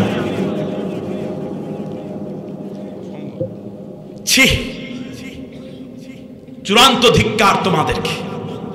তোরা মানুষ নাই, কোন মানুষ এরকম হতে পারে না। ব্যারিস্টার আরমানের চোখের পানি শুনেছেন আপনারা? আজান দেওয়ার ওয়াক্ত না শুনতে দিন, গান বাজতে বাজাইতো, মাত্র 5 মিনিট সময় দিত, হাত পা বাঁধা অবস্থায় পায়খানায় যাও, গোসল করো, সব এইটার মধ্যে করতে হবে। 8 বছর পর্যন্ত সূর্যতে দেশের দোষটা কি? কি দোষ করেছে সে? আমান আজামি কি দোষ করেছে? সালাউদ্দিন কাদের চৌধুরীর ছেলে তত্ত্বাজা একটা যুবক হুম্মাম চৌধুরী কি দোষ করেছে? ইলিয়াস আলী কি দোষ করেছে? একজন মাত্র পুলিশ, এই যে আন্তর্জাতিক অপরাধ tribunal chief prosecutor Tajul Islam সাহেব বলেছেন যে একজন পুলিশ 1037 জন বিরোধী দলীয় লোককে হত্যা করেছে। একজন মাত্র পুলিশে। রিমান্ডে যাকে জিজ্ঞেস করা, আপনি এত মানুষ কেমনে মারলেন? কেন? মারার মধ্যেই মজা। বললো কিভাবে মারতেন? বললো যে প্রথম দিকে দূর থেকে মারতাম, বুকের মধ্যে, মাথার মধ্যে 10-12টা গুলি লাগাই দিতাম, মরে যেত। তারপর কি করতেন? বলছে এভাবে 15 জন মারার, 16 জন মারার পরে আমি একবার মাথার টাতে ঠেকাইয়া রিভলভার তার ট্রিগারে চাপ দিতাম। চাপ দেওয়ার সাথে সাথে ভিতর থেকে ঘিলু এবং রক্ত বেরিয়ে আসতো। একটু গরম গরম রক্ত এবং ঘিলু আমার হাতের মধ্যে যখন লাগতো, তখন ভিন্ন একটা মজা পাইতাম। তুমি কোন মুসলমানের বাচ্চা আওয়ামী লীগ করলে সে বাংলাদেশের কেউ নয়, সে ভারতের দালাল, সে মুসলমান সন্তান নয়, সে ইহুদি খ্রিস্টানদের দালাল। নির্ভেজাল কথা। তোমাদেরকে তওবা করতে হবে মুসলমান হওয়ার জন্য এবং বাংলাদেশের নাগরিকত্ব নেওয়ার জন্য। যদি কারো কলিজা পড়ে, তোমার কলিজা কুকুরের খাওয়াই দিও, কারণ তোমার কলিজা মুসলমানের কলিজা নয়, মানুষের কলিজা নয়।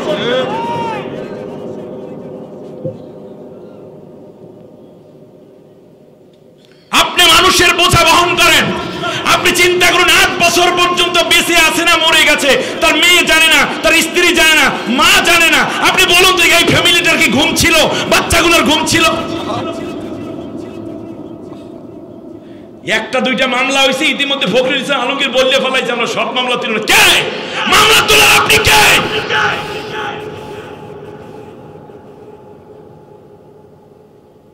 কিন্তু কোনো অন্যায় করা যাবে না। যে অন্যায় করে নাই তার উপর অবিচার করলে আমরা ওদের মতো সেই জাহেল হয়ে যাব। কিন্তু যারা দোষী তাদের কাউকেও ছাড় দিলে বাংলাদেশ ধ্বংস হয়ে যাবে, আল্লাহর গজব দ্বিগুণ পড়বে তোদের উপরে।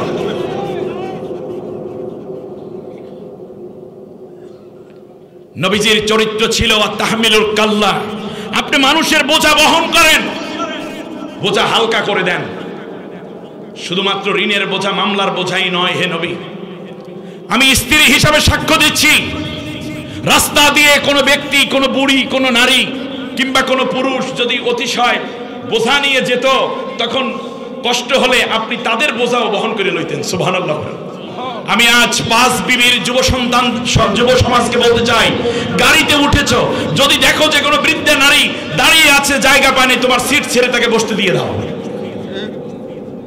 রাস্তা দিয়ে যদি দেখো কেউ যাচ্ছে বোঝা, ওই বোঝাটা তুমি মাথায় তুলে নাও। আল্লাহ নবী বলছেন, পৃথিবীতে কেউ যদি কারো একটা বোঝা হালকা করে দেয়, আল্লাহ কিয়ামতের দিন তার বড় একটা গুনার বোঝা হালকা করে দিবেন। ইসলাম কি শেখায় আমাদেরকে। প্রিয় বন্ধুগণ, বোঝার কথা বলতে গিয়ে একটা ঘটনা মনে পড়ে গেল, বলবো? নবীজি মক্কা বিজয় করলেন, মক্কা বিজয় হয়ে গেছে।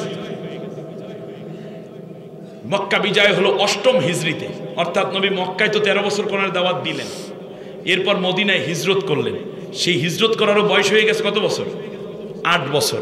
এই 8ম হিজরিতে নবী 10 বছর বেঁচে ছিলেন মদিনায়, কিন্তু এই 8ম বছরে যখন মক্কাও বিজয় হলো, আবু জেহেল আবু লাহাবরা তো বদরের যুদ্ধই শেষ, মক্কা বিজয় যখন হলো, নবীর বিরুদ্ধে কথা বলার আর কেউ নাই। সুবহানাল্লাহ। অতএব যারা নির্যাতিত হয়, আল্লাহ তাদের হাতে ক্ষমতা উঠাই দেন। যারা এই জমিনে বেশি রক্ত দিয়েছে, লাশ গেছে যাদের, ঘাম গেছে যাদের, তারাই পরবর্তীতে ক্ষমতায় আসবে। আপনি আমি লাফাই লুফাই কোনো লাভ নেই। আর মুফতি সাহেব আপনার ফতুয়া দিয়ে লাভ নাই হুজুর, তার কারণ ফতুয়া দিয়েই যদি চলতো তাই ইউনিভার্সিটির সন্তানরা, তাহলে ইউনিভার্সিটির মেধাবী ছেলে মেয়েরা ইসলামপন্থীদেরকে বিজয় করতো না, ঠিক কিনা বলেন? ওরা ফতুয়া বোঝেন, ওরা মানবতা বুঝছে, ওরা শান্তি বুঝেছে, শান্তি যেখানে ওরা গেছে সেইখানে, ঠিক কিনা? এবার খেয়াল করো, নবীজি বিকেল বেলা একা একা হাঁটছেন, একটু দুপুরের পর বেলা, কেউ নাই, নবী আজ স্বাধীন। মনে পড়তেছে চাচার কথা, দাদার কথা, মা আমিনার কথা, বাবা আব্দুল্লাহর কথা, মনে পড়তেছে কাউসারের কথা, কাসিমের কথা, মনে পড়তেছে আমির হামজার কথা, মনে পড়তেছে সুমাইয়ার কথা, মনে পড়তেছে নবীজির প্রিয়তমা স্ত্রী হযরতে খাদিজাতুল কুবরা রাদিয়াল্লাহু আনহার কথা। আজকের বিজয়ের দিনে যদি তারা বেঁচে থাকতেন কত না ভালো হতো। এমন সময় আল্লাহর নবী দেখতে পেলেন দূর দিয়ে একজন মহিলা যাচ্ছে, মাথার মধ্যে একটা বোঝা, কাঁধের মধ্যে আর একটা লাগানো, হাতের মধ্যে একটা লাঠি, আর এক হাতের মধ্যে কি যেন একটা বহন করে বুড়ি যাচ্ছে, একটু যায় আবার দাঁড়ায়, আবার কিছু বোঝা রাখে, আবার উঠাইয়া যায়। আল্লাহর নবী দ্রুত কদমে বুড়ির কাছে গেলেন, পেছন দিক থেকে ডাক দিলেন, মা, ও মা। এত সুন্দর মায়াবী ডাক এই মহিলা কোনোদিন শোনে নাই। সন্তানরা মা ডাকে, কিন্তু এত মায়া করে ডাকে না। আইয়ামে জাহিলিয়াতের সন্তান বুড়ি, মনে হয় যেন কলিজার মধ্যে একটা মায়ার ঝড় তুলে গেছে গো। এত সুন্দর ডাক যে দিতে পারে, সে কোনোদিন শত্রু হতে পারে না। বুড়ি মাথার বোঝা নামাইলো, হাতের বোঝা রাখলো, কাঁধের বোঝা নিচে রাখলো, ব্যাগটাও রাখলো, লাঠিতে ভর দিয়ে দাঁড়াইয়া নবীজির দিকে তাকায়। চেনে নাই এই যে নবী, শুধু জিজ্ঞেস করলেন, তুমি আমারে ডাক দেছো, আমি খুব খুশি হয়েছি, ব্যাপারটা কি? আপনি কই যান? কয় শুধু আমি একা গেলে হবে না, তোমারও যাওয়া উচিত। বলে সে কি? বললো যে মোহাম্মদ ঢুইকা পড়ছে মক্কার মধ্যে, কচু কাটা করবে সবগুলারে, একটাও রাখবে না। কারণ মক্কার মানুষেরা মোহাম্মদকে মারতে চাইছিল, এবং মক্কার মানুষগুলো সেই দিন মোহাম্মদকে দেশ ছেড়ে পালিয়ে যেতে বাধ্য করেছে, হিজরত করতে বাধ্য করেছে। ওই মুহাম্মদ তার 10,000 সৈন্য নিয়ে মক্কায় ঢুকে পড়েছে, একটারেও রাখবে না, সেই জন্য ডরে পালাই। আমার ছেলে মেয়ে নাতি নাতিন পুত্রবধূ সবাই চলে গেছে পাহাড়ে, এই মালামালগুলো রাইখে গেছে, ওরা অনেক নিয়ে গেছে, এটা নিতে পারে নাই। এই জন্য আমি ওই পাহাড়ের দিকে যাইতেছি, যদি জানে বাঁচতে চাও তাহলে তুমিও পালাও।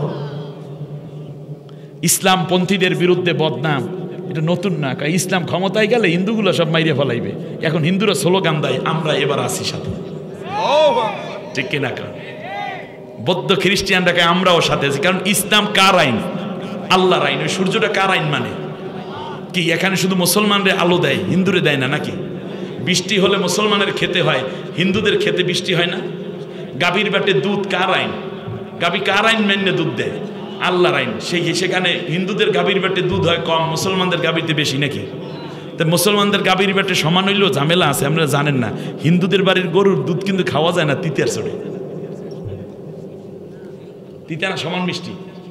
এই খেজুরি রস আসতে আসতে এই শীতের দিনে হিন্দুরা গাছ কাটলে ওর রস লাগে চুক্কো চুক্কো, আর মুসলমানদের মিষ্টি ভরা নাকি? এর মানে কি সমান স্বাদ লাগবে কি লাগবে না? তাই বলেন গাছ কার হুকুমে এই রস দিচ্ছে? তাহলে বোঝা যাচ্ছে আল্লাহর হুকুম সকলের জন্য সমান। এখন যদি আল্লাহর উপরে কেউ ঈমান আইনে ইবাদত করে সে জান্নাতে যাবে, আর আল্লাহর উপরে ঈমান না আনলেও সে ব্যক্তি আল্লাহর আইনের মধ্যে থাকার কারণে সে অবশ্যই রাষ্ট্রীয় নিরাপত্তা পাবে, ভালো থাকবে। যাই হোক, এ ব্যাপারে আলোচনা আলাদা টপিক। এবার খেয়াল করুন, যখন এই অবস্থাটা হলো, বলল মা আমি কি আপনার উপকার করতে পারি? বললো তুমি কি উপকার করবা? বললো যে আমি আপনার বোঝাগুলো আপনি যেখানে যান সেখানে আমি পৌঁছে দেব। কে কয়? আল্লাহ রসুল বলতেছেন। এবার শুনুন, মহিলা বলল যে 3টা শর্তে আমি তোমার মালটা দিতে পারি। 1 নম্বর হয়েছে তুমি আমার সামনে সামনে যাবা। এর মানে আরব দেশে ছিল মাল উপকারের কথা কইয়া পিছন দিয়ে লইয়া দৌড়। মহিলা তো সেই সমাজ দেখছে যে কান্দে মাল নিয়ে যাওয়ার পরেও যে পালাইয়া যায় না, সেই লোকগুলোর সাথে মহিলার পরিচয় হয় নাই। দ্বিতীয় হচ্ছে তুমি যে আমার সাথে যাচ্ছ এই কথা কোনোদিনও মুহাম্মাদের কাছে কইয়া দিতে পারবা না, হেলে তো আমরা শেষ। আচ্ছা ঠিক আছে, 2টা মানলাম। আর 3 নম্বর শর্ত হইল এখান থেকে ওখানে যাবা, যাওয়ার পরে আমি কিন্তু তোমার টাকা পয়সা কিছু দিতে পারবো না। তুমি আবার এখন কইলা যাই উপকারের জন্য যাই, ওখানে যাই কইলা যে কিছু একটু দেন, 1 পয়সাও দেব না। তুমি রাজি কি নাই দেখো? কয় মা ঠিক আছে, 3 শর্তে আমি রাজি। এবার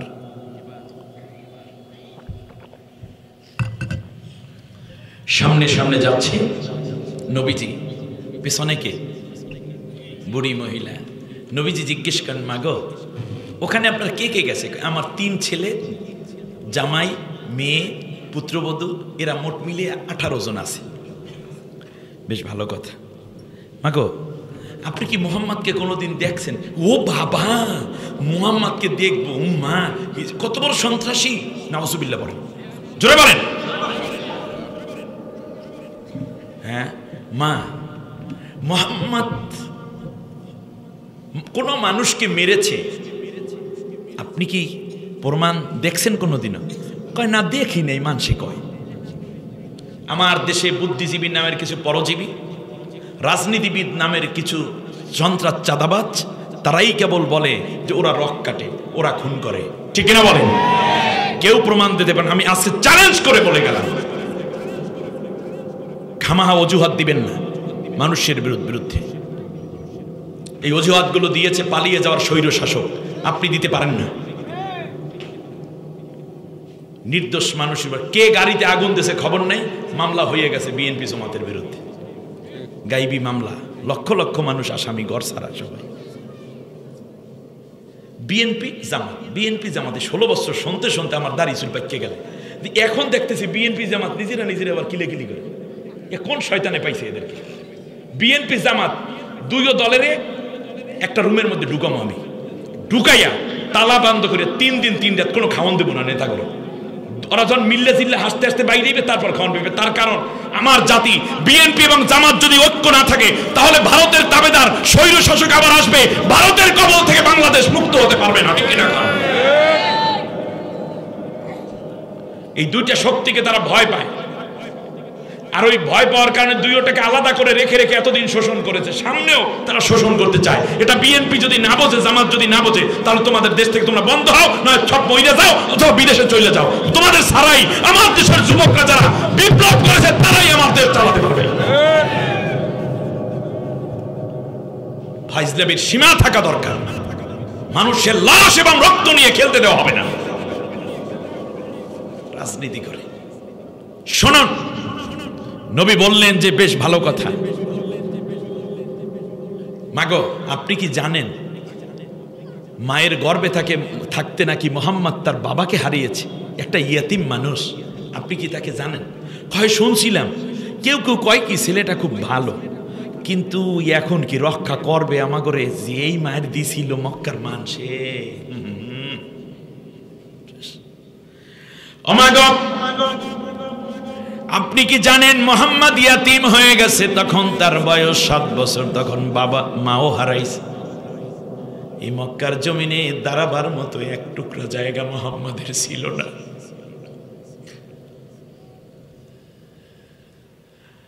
মাগো, এই দুনিয়ায় মা ডেকেছি খুব কম সময়, এই জন্য আপনাকে আমি এতবার মা ডেকেছি, আপনি কি আমার সন্তানের মতো আদর করবেন না?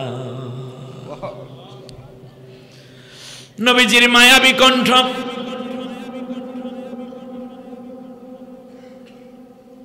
রূপক্ষীণ নন আর্টিফিশিয়াল আবেদন, সর্বোপরি মানুষের প্রতি দরদ এবং নেতৃত্বের জায়গা থেকে নবীর উপস্থাপনা মহিলার কলিজার মধ্যে আস্তে আস্তে বরফ গলা শুরু হয়ে গেছে। মন চায় যেন নবীকে সে কোলের মধ্যে উঠাইয়া লইবে। আল্লাহ রাব্বুল আলামিন নবীর চরিত্র বর্ণনা করতে গিয়ে বলছেন, ফাবিমা রাহমাতিম মিনাল্লাহি লিনতা লাহুম ওয়ালাউ কুনতা ফাজ্জান গালিজাল কলবি লানফাদ্দু মিন হাওলিক ফাআফু আনহুম ওয়াস্তাগফির লাহুম ওয়াশাওিরহুম ফিল আমর ফাইযা আযামতা ফাতাওয়াক্কাল আলাল্লাহ ইন্নাল্লাহা ইউহিব্বুল মুতাওয়াক্কিলিন। অনবী, আমি আল্লাহ তোমারে অনেকগুলো চরিত্র বৈশিষ্ট্য দিয়েছি উত্তম, তার মধ্যে সবচেয়ে বড় বৈশিষ্ট্য তুমি নরম দিলে। তোমার অন্তরটা আমি কঠোর করি নাই, তোমার দিলটা আমি মায়া দিয়া ভরপুর কইরা দিছি। তুমি মানুষের প্রতি মায়া করো, প্রাণীর প্রতি মায়া করো, জনগণের প্রতি ভালোবাসা দাও। এই জন্য আমি তোমার কলিজা, তোমার হৃদয়, তোমার অন্তরটাকে আমি নরম করে দিছি। আজকে বিভিন্ন দলের নেতা নেত্রীদেরকে দেখা যায় যে যত বেশি কঠোর সে তত বড় নেতা। এইটা নবীর সুন্নত না, এটা ফেরাউন, নমরুদ, আবু জেহেলদের কাজ। ঠিক কিনা বলে? নেতার চরিত্র, নেতার কথা, নেতার বৈশিষ্ট্য খুব নরম দিলের হবে। আল্লাহ তাআলা বলেন, তুমি যদি কঠোর হইতা তোমার কাছ থেকে সবাই এক এক করে চইলা যাইতো, তুমি কেউরে আটকাইয়া রাখতে পারতা না। নেতা যদি নরম দিলের না হয় তাহলে কর্মীরা সেই জায়গায় বসে না। কষ্ট হচ্ছে আপনাদের? নিকটে চলে গেলেন পাহাড়ের, গল্প করতে করতে এক পর্যায়ে চলে গেল। বুড়ি বলল, বাবা তুমি এবার এইগুলো সব নিচে নাও। নবীজির আপনার এই সুন্দর কথাগুলো আমি শুনে আমার মায়ের স্মৃতি ধারণ করতেছি, আমাকে তারাই এদিন কাছে একটু দাঁড়াও। ও ডাক দিল, বুড়ি মহিলা, কে গো? ও আমার সন্তানরা, আয় আয় আয় নাম ধইরা ডাকে। দাদি আসছে, নাতিগুলোও পাহাড়ের গুহা থেকে বের হয়ে আসছে। আয়সা দেখতেছে মুহাম্মদুর রাসূলুল্লাহর সাথে বুড়ি পাশে দাঁড়ানো। নাতিগুলাই ডাক দিয়ে কয়, বুড়ি এক করছো কি? যার কারণে দেড় সারা তারে দিয়ে সামনে খাড়া। এক করছো কি? যার ভয়ে বাড়ি সারা তারে দেখি সামনে খাড়া। যেখানে বাঘের ভয় সেখানেই রাত হয়। ও বুড়ি এইটা কি করছো, তোমার কি মাথা ঠিকছে, কার কথা কও, কি এই তো সেই মোহাম্মদ। বুড়ি তাড়াতাড়ি যাই আল্লাহর নবীর জড়াইয়া ধইরা বুকের মধ্যে মাথাটা রাইখা সন্তানদেরকে আর হাত দিয়া ডাক দিয়া কয়, আয় আয় আয় আমার নাতিরা, আমার পুত্রবধূরা, আমার সন্তানেরা চইলে আয়। এই যদি হয় মুহাম্মদ আর এই যদি হয় মুহাম্মাদের চরিত্র, তাহলে আমরা এখন থেকে মুহাম্মাদের ভয়ে পাহাড়ে লুকাবো না, বরং মুহাম্মাদের মায়ায়, মুহাম্মাদের দয়ায় বাকি জীবন মুহাম্মাদের বুকের মধ্যে পালাইয়া থাকবো।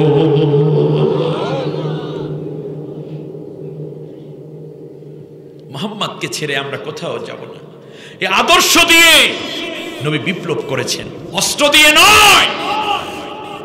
একটি যুদ্ধ মুসলমানদের পক্ষ থেকে শুরু করা হয় নাই। কাফিরেরা যখন ইসলামকে ধ্বংস করতে আসছে, কেবল তখনই প্রতিরোধ যুদ্ধ তারা করেছেন। এরপরও প্রত্যেক যুদ্ধ শুরুর আগে আল্লাহর নবী তিনবার করে শান্তির সন্ধি পাঠাতেন, যেন যুদ্ধ করব না, এটা করতে চাই, এটা করতে চাই, এটা করতে চাই। যখন আর অনন্য পায় হয়ে গেছে, তখন যা করা দরকার সমানে কোপা সমস্ত, ঠিক কিনা বলে।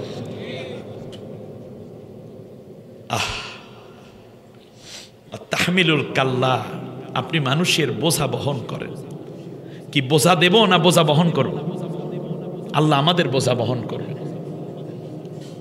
অতুইনু আলা নওয়াইবিল হক, আর আপনি সত্যের পথে অর্থ ব্যয় করেন। তাহলে বলুন দেখি, এই যে আত্মীয় স্বজনকে দেখাশোনা করেন, মা আছে, আপনার বোন আছে, বাতিজি আছে, খালা আছে, ফুফি আছে, চাচা আছে, মামা আছে, এই আত্মীয় স্বজনের হক আপনি আদায় করেন। এরপরে আপনি অত্তুকরিমুদ্দাইফা, এবং মেহমানকে আপনি সম্মান করেন, সুবহানাল্লাহ বলেন। এরপর আপনি বস্ত্রহীনকে বস্ত্র দেন। এরপর সত্য পথে আপনি ব্যয় করেন, মানুষের বোঝা বহন করেন। 5টা গুণের কথা বলল খাদিজা রাদিয়াল্লাহু আনহা। আপনার বলেন তো দেখি, এটা কি নবুয়ত পাওয়ার পরে না নবুয়ত পাওয়ার আগের গুণ? আমাদের পীর মাশায়েখ, আমরা বক্তা, বুজুর্গ, মুরব্বী যারা আছি, নবুয়ত পাওয়ার পরের কথা তো দূরে, নবুয়ত পাওয়ার আগে যেই গুণ ছিল তাও আমাদের নেই। কয়জন পীর 100 করিয়া কম্বল দেয় মুরিদের শীতের দিনে? কন দেয়?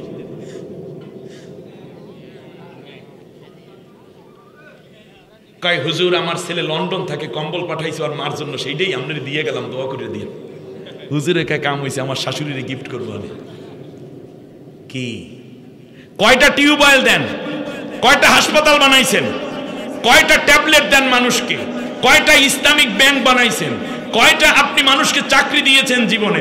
সারা জীবন শুধু এই গোষ্ঠীটা ফতুয়া দেছে, আর ফতুয়া দেছে তাদের বিরুদ্ধে যারা ইসলাম মানতে চায়, ইসলামের রাষ্ট্র কায়েম করতে চায় এবং মানুষের সেবা করে, তাদের বিরুদ্ধে। হুজুরদের কাজ শুধু ফতুয়া দেয়া, জাতির আর কিছু না দেয়া। আর নবীর সুন্নাত জাতিকে দেওয়া, এরপর জাতির ভিতরে আস্থা তৈরি করে কোরআনের রস কায়েম করা।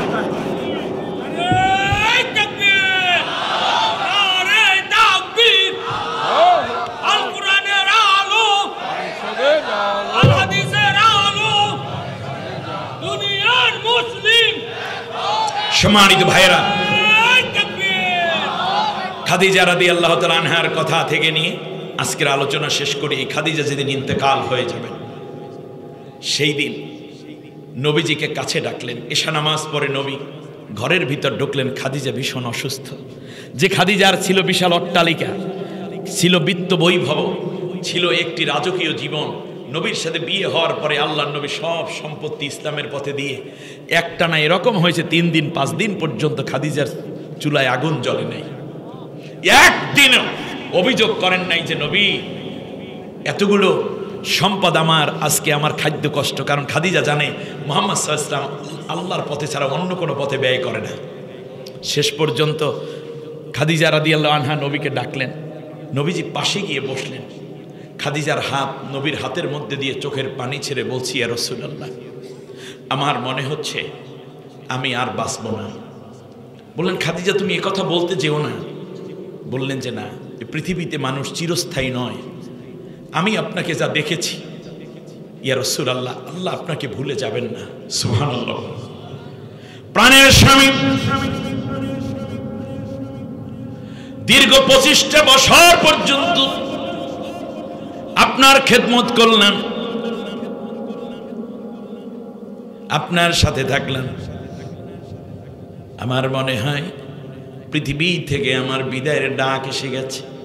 আমি মরার আগে আপনার কাছে আমার 3টা ওসিয়ত দয়া করে আপনি পালন করবেন। বলে খাদিজা তুমি বলো।